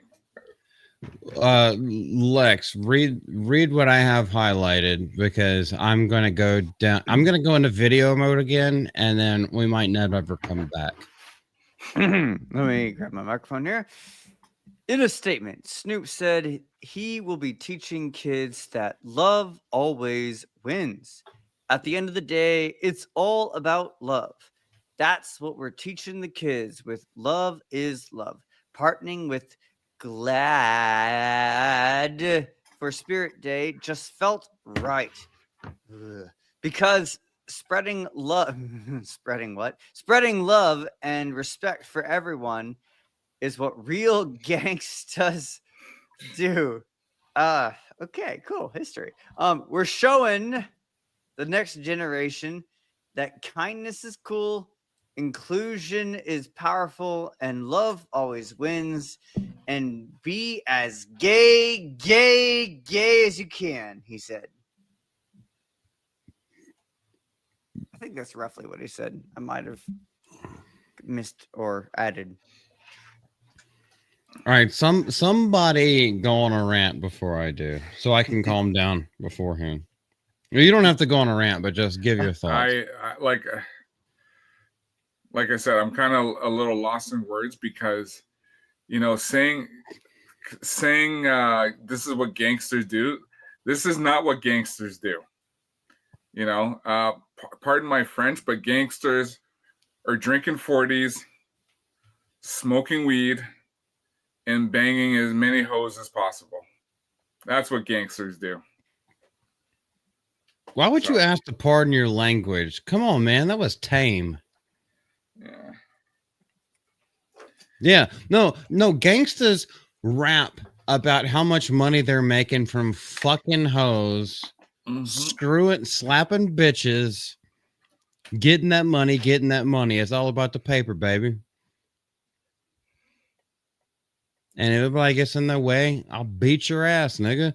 That's what gangsters rap about, and that's what he raps about. Yeah, that's why his doggy style. That's what all his songs were about. Yep. I once knew a bitch named Maggie May. I used to be up in the guts like every day. So I'm just like I said. I'm just like he he basically got on all floors and, you know, proverbially took the cock. Yeah. Yeah, and we see that now, but okay, so let's not I'm sorry, chat. Like, guys, I know y'all know me well enough that I don't really hold back whenever I'm angry about stuff. I say the harshest terms because it gets it across a little bit better, at least in my mind. Lex, you already know what I'm going to say. Go ahead. I'm not going to stop you.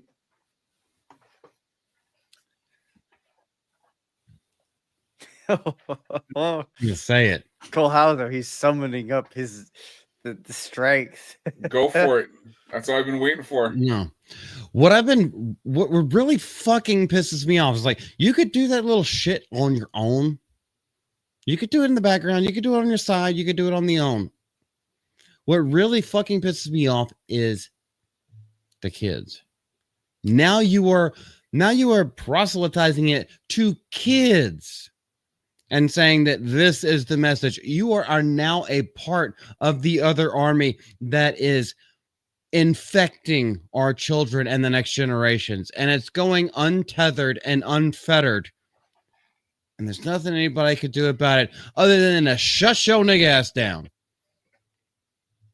But how do we do that while trying to be peaceful? Y'all haven't been peaceful in any of it, yet we are the ones that need to be peaceful. And this is the turning point, yes, pun intended, that Charlie Kirk founded when it happened with Charlie Kirk. This is the turning point where we can't just sit here, turn a blind eye, and stop the violence or try to shy away from the violence. Steven Crowder will also back this up in the same way. It's like, no, we're not talking about go out and shoot people. What we're talking about is take that political violence. You know, that one little thing that you always want to say? The one little thing that you all copy and pasted whenever it came to his assassination. No, political violence, because speech is violence to y'all niggas.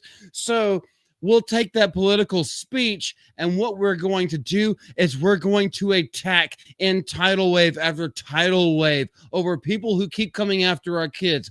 Kids are what Jesus Christ himself, our Lord and Savior, wanted protected the most. And now you're coming after them. I don't care if you're Christian or not. Well, I do care, but it's okay if you're Christian or you're not Christian, but I am. And Jesus cared most about the kids, because if anyone sullies a kid, they will never see redemption. They will only see the damnation of hell. And that's what these motherfuckers are doing. And that's why I'm so fucking pissed off. End of rant. A milestone around the neck, cast into the sea. That is the fate Scripture says for those who lead even one little one astray. As it should be. And it should. People should be vehemently, like violently repulsed by this stuff, because it's so abhorrent to be introducing these types of things to children. Again, to children. I get and am relatively indifferent to the whole, like, if you're adults, do whatever you want thing. Whatever. Don't care. Not my problem. But children. No.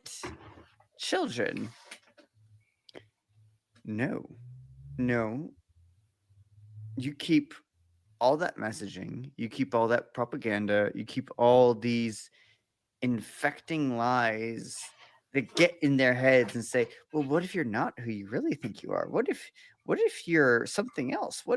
Maybe we need to start suppressing your bodily functions because you think or you feel for a moment that you're somebody different. You're a boy, a high school boy. But you like certain colors. well, we should shut down your puberty right now. Yeah, no, none of that. Demonic. Period. And we can't let the devil win. Nope. He won't win, but we have to be vigilant. He's already lost, but we must stay vigilant. But and I'm not even surprised Snoop did this.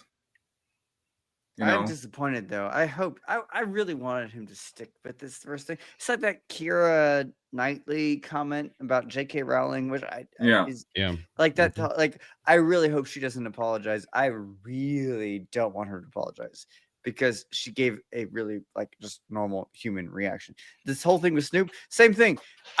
I'm so disappointed because the first reaction he had was just like, yeah. Duh. You're right. I shouldn't have to explain this or talk about this type of stuff with nephews and kids. And yeah, obviously. And then he had to backtrack. And it's just like, it's so. Yeah, It's weak. I was hoodwinked into that because I made a video about it, and I was just like, because the original story was like, man, I'm just trying to babysit over here with my family. Like, what the? Why am I getting asked this question? Why is this in this media that's supposed to be for kids? I'm just like, that's based. And then he backtracks it, and it's like, you have no legs to stand on. You like, oh my gosh, why are people so spineless? It's not like you need money. It's not like you're whoring yourself out for money, but why are you so spineless? It's because you actually it's because you actually don't believe it. You just woke up from a weed nap and you didn't know the right answer to the question, so you turned it into a story to get you a little bit more publicity so more people would be talking about you. That's what it seems like at this point. Your PR manager called and said exactly that. Yeah, no. Your PR manager called and said, "Oh, no. Oh, can't do that. Let's Cole, you can interject at any time, by the way. Yeah, I'm still trying to process because it's like, when has not, certain celebrities, rappers, sports people, they bend the knee all the time. This is why I don't want, even for me now, when I listen to music, it's all stuff that's old school, past 80s or whatever. So when I hear someone like Snoop or whoever, and they come out and say, yeah, well, I care to the point where it's just like, I saw this coming a mile away. I hate to say, but that's why when this broke, I was just like, I'm not surprised, because this is how they are. They come out with a positive statement and then they backtrack on it. And then it's just like, I'm just not surprised anymore, because this is basically the wickedness in this world, where these people are just saying, you know what, these, we all know how children are vulnerable in this world, but there's other entities in play that are making this, okay. That this is why I'm kind of lost for words, where it's just like, I'm just not surprised that this stuff happens, or these guys backtrack and this is what they do. And that's what makes me so angry. Real quick, Lex, can you please hold on to that? Please hold on to your statement or your comment, or if you want to get it out right now, go ahead. No, go ahead. Yeah, no, go for it, Lex. I do have a YouTube channel. Well, yeah, okay, so he does have a YouTube channel, and I am assuming it's under the exact same moniker. Yes. Okay. There you go. There you go, Wayfair. Go ahead, follow Colhauser. I was just JK, please put that in the private, not in the private chat, but I teach 133 children every day. I see their faces. They listen to varying degrees. Obviously, like we have good days and bad days. You know, kids are kids, but like they just like default to trusting me. They do. They just like they default to taking my word for things, even though I do my best to like try and show them like where everything I say comes from. At that age, they'll do that. If you tell them this is the way things are, they'll accept it. And there are so many. Did we lose you, buddy? Did you unplug something? Uh-oh. Lex. He's still there. He's still backstage, but I am not seeing his mic move at all. He must have froze. Something may have happened. I think, but he could say whatever he wants whenever he comes back. We have no idea, Wayfarer. Just JK. Can you please get on just spreading Colhauser's link in the chat? I would appreciate that.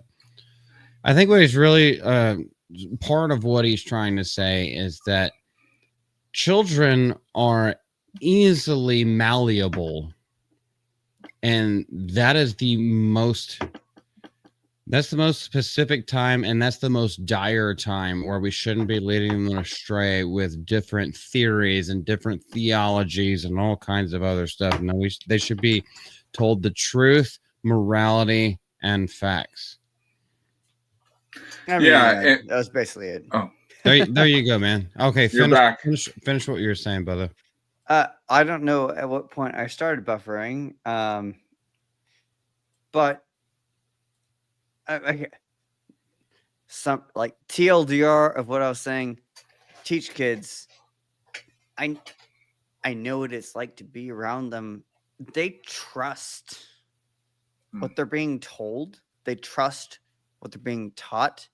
And it sickens me to my core that there are people out there who seek to teach them wrong. And this whole shit show with Snoop Dogg is just one example among many of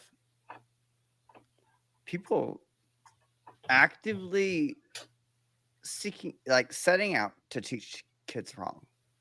Period. That's it. That's my point. You know, like here in Canada, we like, I gotta say, like, Canada is just, so they do the pride show every year where they actually have men who are walking down the street naked in the parade. And people bring their children like out to this thing. And I'm just like, how evil does a society have to get to expose children to this? Who parents who bring the children think, oh, this is okay, this is fine, they got to learn somehow. Like, no. And this is where I just like, I don't pay attention to much stuff anymore because of this, demonic, basically culture that they're trying to say is the norm. It's not the norm. It's not the norm. And you just hear more and more of these stories of all this stuff going on. It's just like how are we supposed to live in a society where, as Lex said, children look up to us for protection. They look up to learn, but when they sidetrack and they go, Snoop Dogg comes out and he's just like, oh yeah, you gotta, it's okay to do this to another man or this or that. It's just, it makes me sick. It should. It just really, it makes me sick. Did I ask earlier, Colhauser, you don't have to answer this. Do you have kids of your own? No. Okay.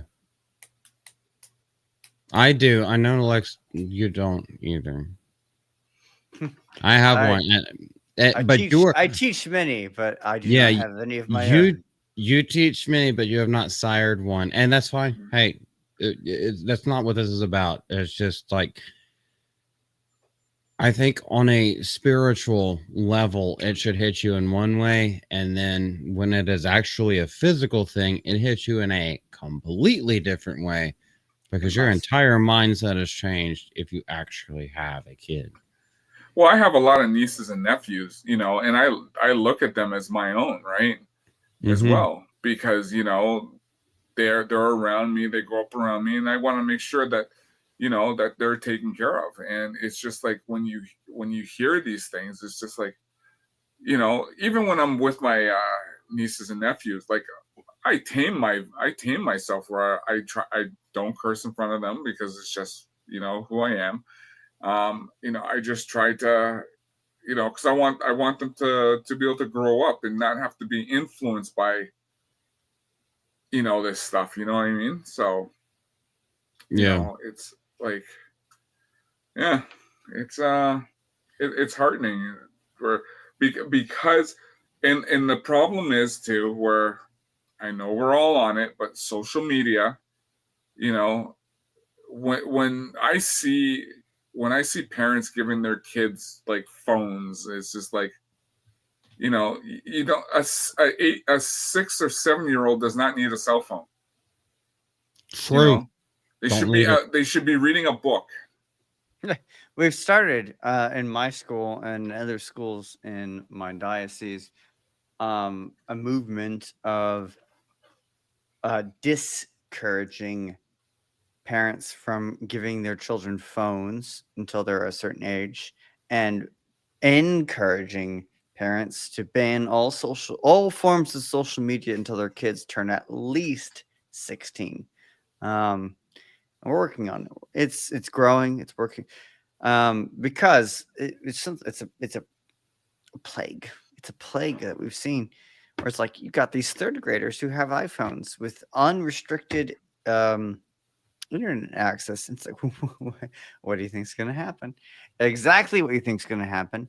And so, a number of schools that I know in my area are like cooperatively working on like trying to like build a culture of like, hey, no, we don't do that. No, we stop that. No, don't give them a phone.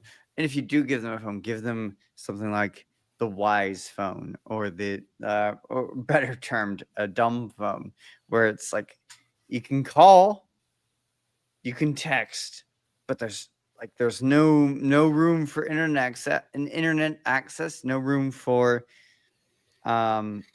imaging. It's just give your kid a thing. It's like, yeah, you need to be able to like call them. Cool. But that's it. Yeah. And that's a growing movement. I totally support. I 100% live in horror of what I know my kids. Again, I don't have children. I mean my students, but I have 133 of them from 6th grade through 8th grade that I teach every day. I fear so much for what they see and know and talk about. Just they know too much. They've seen too much. Well, to like give it a concrete example, the day after Charlie Kirk got shot, I had girls coming into my classroom who were talking about having watched it happen. Like they saw the stream, and I was like, you should not have seen that. That should not have been available to you to see. Well, they saw the actual up close shot. Yes. Yes. Yeah. Go ahead, Colhauser. Well, no, I was just going to say I saw it once, never want to see it again, because it, you know, that affected me when that happened. I mean, they went on to have a conversation about. Actually, it was an inspiringly deep conversation that those couple of girls had, where one of them was like, she says, like, I feel like this shouldn't even be online. Like, his kids are gonna grow up and see this. And the other one was like, oh, no, that's gonna be so long way. It's like, no. And the other one was like, no, the internet is forever. His kids are gonna grow up to eventually see that. Like, it's messed up that that's gonna happen. And I was like, okay, that's deep. I wish you didn't see it, but that's deep. I like that you're thinking that deep. Like, okay, that was cool. But anyway, point is, but none of them should have ever seen it in the first place. No. The kids should not have. I feel like adults. Okay, and I am not a fan of censorship. I don't want censorship, but I think it comes more down to parenting, because this may sound really crazy. I think we needed to see it from those specific angles. No, we're not just sitting here like masturbating to it or anything like that, but we needed to see exactly what happened, and that helps with the investigation on catching the person, which we did. So the kids should not even have that access in the first place, and I think most of that comes down to your parenting. I agree, but there's a whole lot of nuance and everything that we can say whenever it comes to that. Yes, I have seen every angle, everything. I've seen it in real life. I've seen it when it comes to Charlie Kirk. Like, I'm not new to this. It made her throw up, but I understand that. And certain ages shouldn't be able to even have access to it. And prove me wrong. Like, that's fine if you prove me wrong, but like, prove me wrong. On that topic, no one will. Anyway, Cole, are you muted? No. Oh, I thought you leaned forward like you had something to say. So I was waiting for you. No. I was like I said. I was. Lex covered a lot. Because same. Same mindset. Because, like I said, he has a lot of students. I have nieces and nephews. I get it. I understand. It's I'm not in those shoes, but I understand, as an adult and somebody with common sense, this is something that's not right for children. So, and that's what it boils down to. It's somebody having actually some common sense and saying, well, this isn't right. And some people don't look at it that way,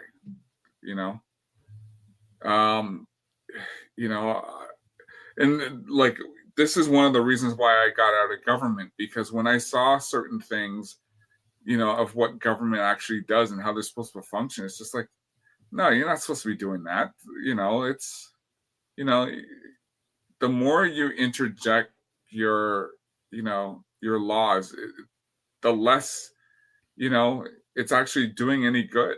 So, I don't know. The more and more that's coming out and what people are trying to do, and trying to indoctrinate the children, is just like, it's not like I've given up on society. It's just like, we need more to fight back against this. And unfortunately, Snoop has a platform of Hollywood, and where it takes a little more to fight against that, because he has a platform, because he has a cartoon now on TV. Unless we tell, don't watch that show, turn off your TV, it gets a little hard, Yeah, it's probably going to be one of the ones. I actually didn't look up. I already have the article clicked off of. I actually didn't look up if it's going to be like on cable, like one of those things where like you just set it for your kids, and it comes on right after Paw Patrol. You have two dog shows in a row, and like, oh, now they're getting indoctrinated with this because it's coming on at 6:30 in the morning on Cartoon Network or on like Animal. Wait, I don't even know cable channels anymore. Well, it all People depends who even he has a watch deal TV. with. So, Pardon, go ahead. Sorry, Lex, I talked over you. I was just saying, does anybody even actually like watch normal broadcast TV anymore? Isn't A everything ton of people basically do. just A watched ton, on streaming? Yeah. a ton of people do, and everybody in hotel rooms does. And a lot of people are traveling, but yes, there are still a fuck ton of people who put that on for their kids because they don't have to keep cycling out CDs or have their laptops while they're working in the other room. They will turn on cable for their kids in the living room while they go work from home on the laptop or the computer in the other room. Yes, there's still a ton of cable. It's not nearly as much as it used to be, but it's still it's enough to take it to take notice of. Yeah, and the unfortunate thing is, there are parents out there who still use TV as a parenting tool. Yep. I'm busy, sit in front of the TV, and the TV will watch you while I'm doing. Because as long as you know Give your the kid an child's iPad. yeah. I'm sure that yeah. I'm sure I didn't actually golly, I already exited out of everything. Like I don't know where it's gonna be. Is that an Amazon Prime thing or is that a It'll be on one. Netflix It'll be thing? on one of the things. You know what? It's gonna be on. It's gonna be one of those things where, oh look, it's Snoop Dogg. You know, Amazon, Disney, net, whatever. They'll say, you know I can what? almost guarantee it won't be on Disney. I wouldn't be Yeah, but- surprised. Oh my goodness. Well, Lex, is it that time? It's about that time. We have been going for a few minutes. 3 hours and 16 minutes. Well, you know what time I you mean. are- Colhauser, you do not have to participate, but this is the part of the stream where we all pray together. Okay. Lex leads the prayer. We don't you do not have to participate if you're not a believer, but if you are, we welcome everyone to join in. And that goes with everybody in chat. If anybody has I'm any here. if anybody has any unspoken requests, go ahead and hands up in the chat so Lex can pray for them. We also need to pray for Panda Simone and John Panda. Ambler. Yes, we pray for the soul of Panda Simone. We know she's in heaven. We're praying for John Ambler, who they were in a relationship, and he is dealing with this harsh tragedy that happened apparently last night. And we all found about it early this morning. So, Yeah, Lex, I'm whenever still you want to. a little in shock about this too. Indeed. Yeah, okay. But so go ahead. these whenever. things, we bring all of these things to our Father in heaven, who we know always hears us, and who we know answers each and every one of our prayers according to his perfect will.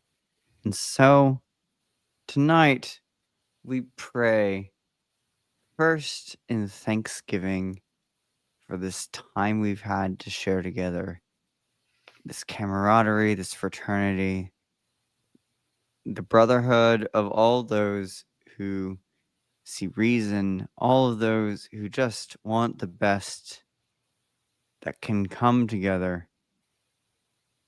We also, in a very specific way, pray for John Ambler and the pain that he's going through. We know our Lord Christ knows pain. You know, he knows what it's like. We ask that the pain that John is going through right now is joined to his and therefore elevated and transformed and glorified. And for our dear friend, Panda, we pray for eternal rest. And so I pray the ancient traditional prayer, eternal rest grant unto her, O Lord, and let perpetual light shine upon her. May the souls of all the faithful departed through the mercy of God rest in peace. We ask all these things. We thank all these things. We trust all these things through Christ our Lord. Amen. Amen. Amen. And now let me stand up. Light is very bright. No, we're back. Thank you, Margaret, for being here. Yeah. Thank you, anybody who has. If y'all didn't know Panda, I didn't know her very well. But if y'all didn't know Panda, she would just show up, and I was like, what are you doing here? And then she would just be nice the whole time. I was like, you do realize the topics that I'm covering, and you are not saying a dang thing that is in any way, abrasive in any way. It's like, but you're still here. And like, I like to laugh. You make me laugh. It's like, hey, it's great to see you. It's like, she was so freaking cool, just down to earth, everything that I know about her.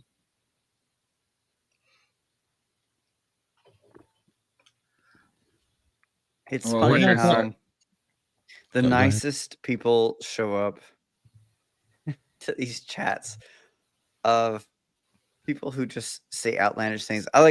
You go and look at like Ryan's chat, and it's full of the nicest people, even though he literally his career is being a dick on the internet.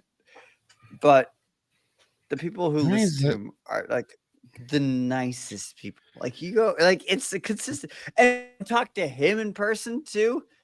He's very cordial. He's very nice. Yeah, he's like a bro. He's like, okay, we're meeting on the okay. He's like, we're meeting on the basketball court, like the community basketball court. Yeah. Yeah, he talks his shit, but when it comes down to it, it's like, we're teammates. Gang up, brother. Like Ryan is literally the good guy. Like he's one of the greatest guys as far as the streamers that I've ever met. Obviously, Jay is the best, but he'll also give the shit right back to you. And it's like, I see you talking shit, so like I'm gonna talk shit back to you. He's still quick on his feet, but when it comes down to it, his heart is pure. I'm sorry, I'm done simping for Ryan. Go ahead. So you know why I have this, Feral Ryan? So the first time he put that thing on, he put it on and he acted like it was just normal. And I was just like, he wasn't laughing or anything. He was just talking, doing his thing, and he has this thing on his head. So I was just like, okay, that looks pretty cool. So that's when I grabbed a shot. I sent it to him first, and I said, I texted him. I said, Ryan, what do you think of this? He's like, you made this thing? And I said, yeah. And he goes, that's pretty cool. It's different, but it's cool. So I said, I did that for the fact because of Ryan's mentality and who he is, because only Ryan can put on a feral hat and still talk to his audience and act like it's like I said, he wasn't laughing or anything. It was just part of the show. Like it was normal. It was normal for him to wear this thing. So that's why I thought it was the funniest thing I ever saw. Yeah, I remember that. I was there live for the first time he did it. I didn't know that you were the one that took the picture and like made it, but yeah, I was just like, I remember being there and I was just like, yeah, he went into video mode. He just did it. Yeah. So, and like I said, I'd be in Jay's chat and Panda would be there. She'd go, hail Colhauser, and it was just like, you see her in different chats. And, I remember because John Ambler was one of the first guys because I got a Facebook group that's for Transformers and G.I. Joe and stuff like that. And John was actually one of the first ones who joined it. So, yeah. Wow. It's been a very rough day for me emotionally because of that. And I know it has been for a lot of the people in our chat, and I'm not going to highlight you whenever it comes up, but I do appreciate every single one of y'all that has come out. Lex, if you have any final words before we just everyone plug themselves. Nope. Just genuine from the heart. Thank you all for watching. Thank you all for coming out. Thank you all for listening to three randos talk about their thoughts about all these different topics for a bit. You're part of this conversation. You're part of this community, and numbers don't matter, but the fact that you're here does. 100% agree. We don't care about the numbers. This is for fellowship. To be 100% honest, that's what it is. It's therapy and fellowship. I got to get it out. Why not get it out with friends and let them get whatever they have to say or feel like they need to say out? And maybe then you're in the same place. Yep. And then maybe we can, we do try to pay attention to the chat and highlight y'all whenever we're, so y'all can be part of the conversation. I know I'm the only person that has the, I'm the only person that has the permissions to actually highlight y'all, but everyone can see it. And y'all have your own little conversation in there that I read, and I'm just like, I'm not going to highlight that because y'all are being intimate with yourselves, and that's a great thing, and that's what it's about, not intimate and sexual. Lex, turn your dirty mind off. Oh, me? I would never. Okay. No, that's the whole thing, is like you meet people here. Yep. And you develop friendships and you develop bonds here, and that's a beautiful thing. And if our little yammering together as we go through a multitude of topics, if you can latch on to one thing and you want to debate it, go ahead. The comment section is open. My DMs are open. Say whatever you want. We can have conversations. That's the whole point of it, is you have conversations with other people who live in different parts of other countries. By the way, Colhauser, we're going to make you an American. You are an honorary American, but one day you'll be an actual American. I was like, yeah, you'd be different parts of the country. None of us live close to each other. But we still get along and we still talk daily because we have built these relationships on meeting each other in chat and just conversing. That's a beautiful thing. So I appreciate all of y'all for being here. Colhauser, do you have anything? Please spam his links again, please, guys. Yeah, I just wanted to say thanks for the invite. I really enjoyed this. Like I said, I'm still green at this, still learning the ropes. I find myself,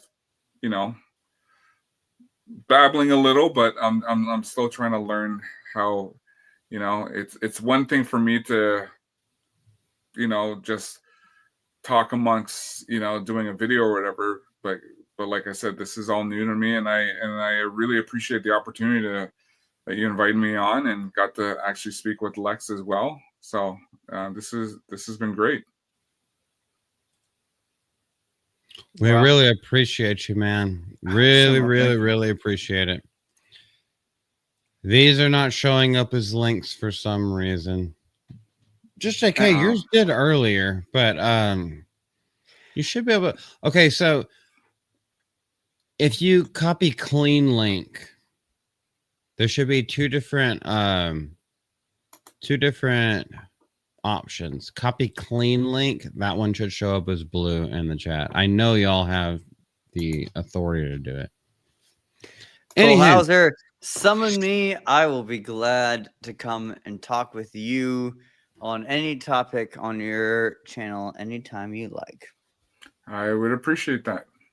He is an honorary citizen, Margaret. I'm not mad at you. I'm just I'm just kidding around. We gotta get it. We gotta get you here in the USA.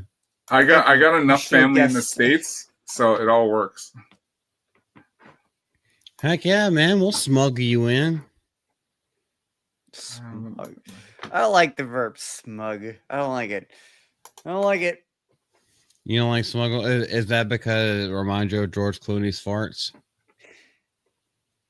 No, and I'm not going to elaborate any further. Anyway, Okay, anyway, me, yeah. Me, God, can you tell the teacher? I'm so good at just like telling people to like quiet down. Me, you can find me on this channel every week. Pleasure as all.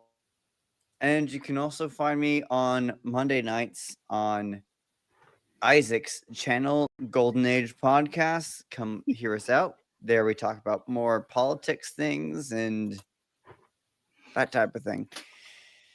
Other than that, if you want to listen to my, or rather read my religious ramblings, you can follow me on Twitter. But other than that, that's all I got. At least once a day, Lex's Twitter, by the way, feel free to put it in the chat as well.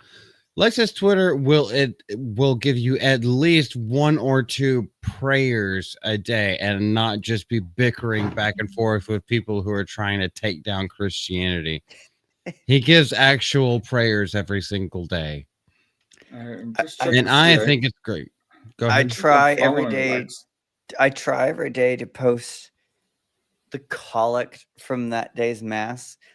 So for those of you who aren't Catholic, the mass has a number of prayers and readings from scripture. And I always try to post every day the opening prayer, the collect, where it's kind of sets the tone for the theme that you should expect from the readings of that day's readings from the Old Testament and New Testament. And it's an attempt to kind of like give you a hint as to what's today's, prayer about. So I try, I'm not 100% on it, but I try every day to post a prayer from the mass, the collect, and I usually post it with a picture of a lighthouse. And I like the picture of the lighthouses because I like this idea that, Christ is the light. Christ is that like beacon that tells us where we are. Not just tells us where we are, but tells us where we're supposed to go. So I think you also like phallic objects. But as we end this up, okay, I'm sorry, I had to. That was good. That was good. I want to give thanks and shout out as many people as I can remember who are here. Old Renaissance Boomer, Just JK, my boy, Miss Deborah, Margaret Riggle is here. John Ambler was here. Obviously, lecture on the screen. Why you trying to get more stage time? Just give me some air time. Jerry Sills was here. I'm gonna have to square up a long way. Wayfair, my Filipino brother. Wayfair. My Filipino brother. You're probably still at work right now. I'm probably still listening. I got you, nigga. I got you. K-Scope. Oh my goodness. Kaylee. Yes, Kaylee, who I met in real life. We spent the entire evening together at Six Flags in San Antonio, and she was not impressed with the haunted houses. But she was super fun. Was she great. impressed with you? I have no idea. Sorry. We just hung out the whole time. She was awesome. John Ambler, obviously. Oh yeah, I've already said him. Yeah, you mentioned him. Goodness gracious. Margaret Riggle. Frog. How did I look over Margaret Riggle? She's still there. Shell Frogs. Shelly. Okay, I'm going to call you Shelly now. Actually, Miss Multi might get mad. Parajanitor was here. Yep. That's my boy. We literally talk maybe not every day, but we talk a lot. Yeah, me and Janitor talk a lot. He's one of my He's an administrator on my my Transformer group. I see someone here named Mrs. Malty. Who is this? Miss Malty, she's right here behind me. She was on camera earlier, but now Yeah, she is dead ass asleep into bed. I believe I don't want to miss anybody, but I believe that's everyone that I've seen. Golly, the chat just keeps going. It does. I'm crazy. I'm scrolling and scrolling and scrolling. Yeah, I know it goes for a long way. Miss Margaret, I got you, and I appreciate you. This is going to end it for us. I don't even want to after the prayer. I don't really even want to get into the last topic, even though it is a good thing. So I guess maybe what we could do is just go to the screenshot of what we were going to talk about. Brendan Fraser. Oh yeah, He's just a good-hearted man. From everything that I've seen, just a good-hearted man that was fucked over by his ex-wife, and I've never seen anything bad about him. I hope he makes. I genuinely hope he makes a comeback because he just seems like a good guy who had a rough, long couple of years. I don't know. Yeah. And Well, no, yeah, he was screwed over. He was screwed over by the woman that he was with and tried to take everything and tried to convince him that he was worth nothing. And so it sent him into a spiral, and now he's making his comeback. And that's why we were behind him, because he did nothing wrong that I know of. But he definitely seems like a beaten down and battered, broken man that is trying to put back the pieces together. And I stand behind him. Prove me wrong. Show me some evidence why I shouldn't be behind him. Yep, I'm in the same. I'm in the same spot. Yep. I like him. He made a recent movie where he was fat and gay that I didn't watch, but I'm still a fan of him. And he wasn't gay in The Whale. Oh, was he not? I thought he was. No, he was just he was just extremely fat. I remember him in Encino Man and Airheads. Yeah, with Pauly Shore. Yeah, Airheads. Yeah. Airheads, Encino Man, George of the Jungle, obviously the Mummy trilogy. Yeah, obviously. He's in G.I. Joe for like 2 seconds. You know, Colhauser, earlier we were talking about camp. Like the Mummy series was like the epitome of that. Kaylee, I mean, I know we're wrapping up. I know we're trying to quit, but I just gotta say, the Mummy and those movies, like that was like those were camp in just like the right ways. It just worked. They were so campy. You knew they were campy and you loved it at the time. Yeah, that's why when the Tom Cruise one came out, it was just like, oh, what happened? They made it too dark. Here's the thing. Like when they made The Mummy, the 1999 through, whatever series, they were literally imitating Indiana Jones, which was imitating spaghetti westerns from comics. Like it knew what it was true to what it was, and that's why it worked. Yep. When they tried to put the Zack Snyder verse on it and be like, oh, we're gonna take these campy things that everyone knows is campy and expect it to be campy, but still a little bit like adventurous. Now we're gonna put like the real life lens on it. That's why it completely sucked. Yeah. Oh, exactly. we're just gonna have this little bald black bitch coming up and like gyrating in front of the camera, and somehow that makes some magical spell. It's like, yeah, it doesn't work anymore. It doesn't work. You didn't think through the script well enough. Exactly. Well, Colhauser, I can hear from your voice that you are tired of shit. I'm good. I'm just chilling. I truly appreciate you showing up, man. I know you go ahead. No, I was just gonna say I appreciate you inviting me. Yeah, you're the one that asked. But Well, yeah, I asked, but I still got to get an invite. No. Of course. We will talk to pretty much anybody. And I appreciate you showing up, man, and showing any kind of interest at all. I really appreciate. I appreciate everyone. I watch who your in show. chat. I watch your show weekly, so of course I'm gonna. Yeah, and everyone in here is. You just threw me for a loop, man.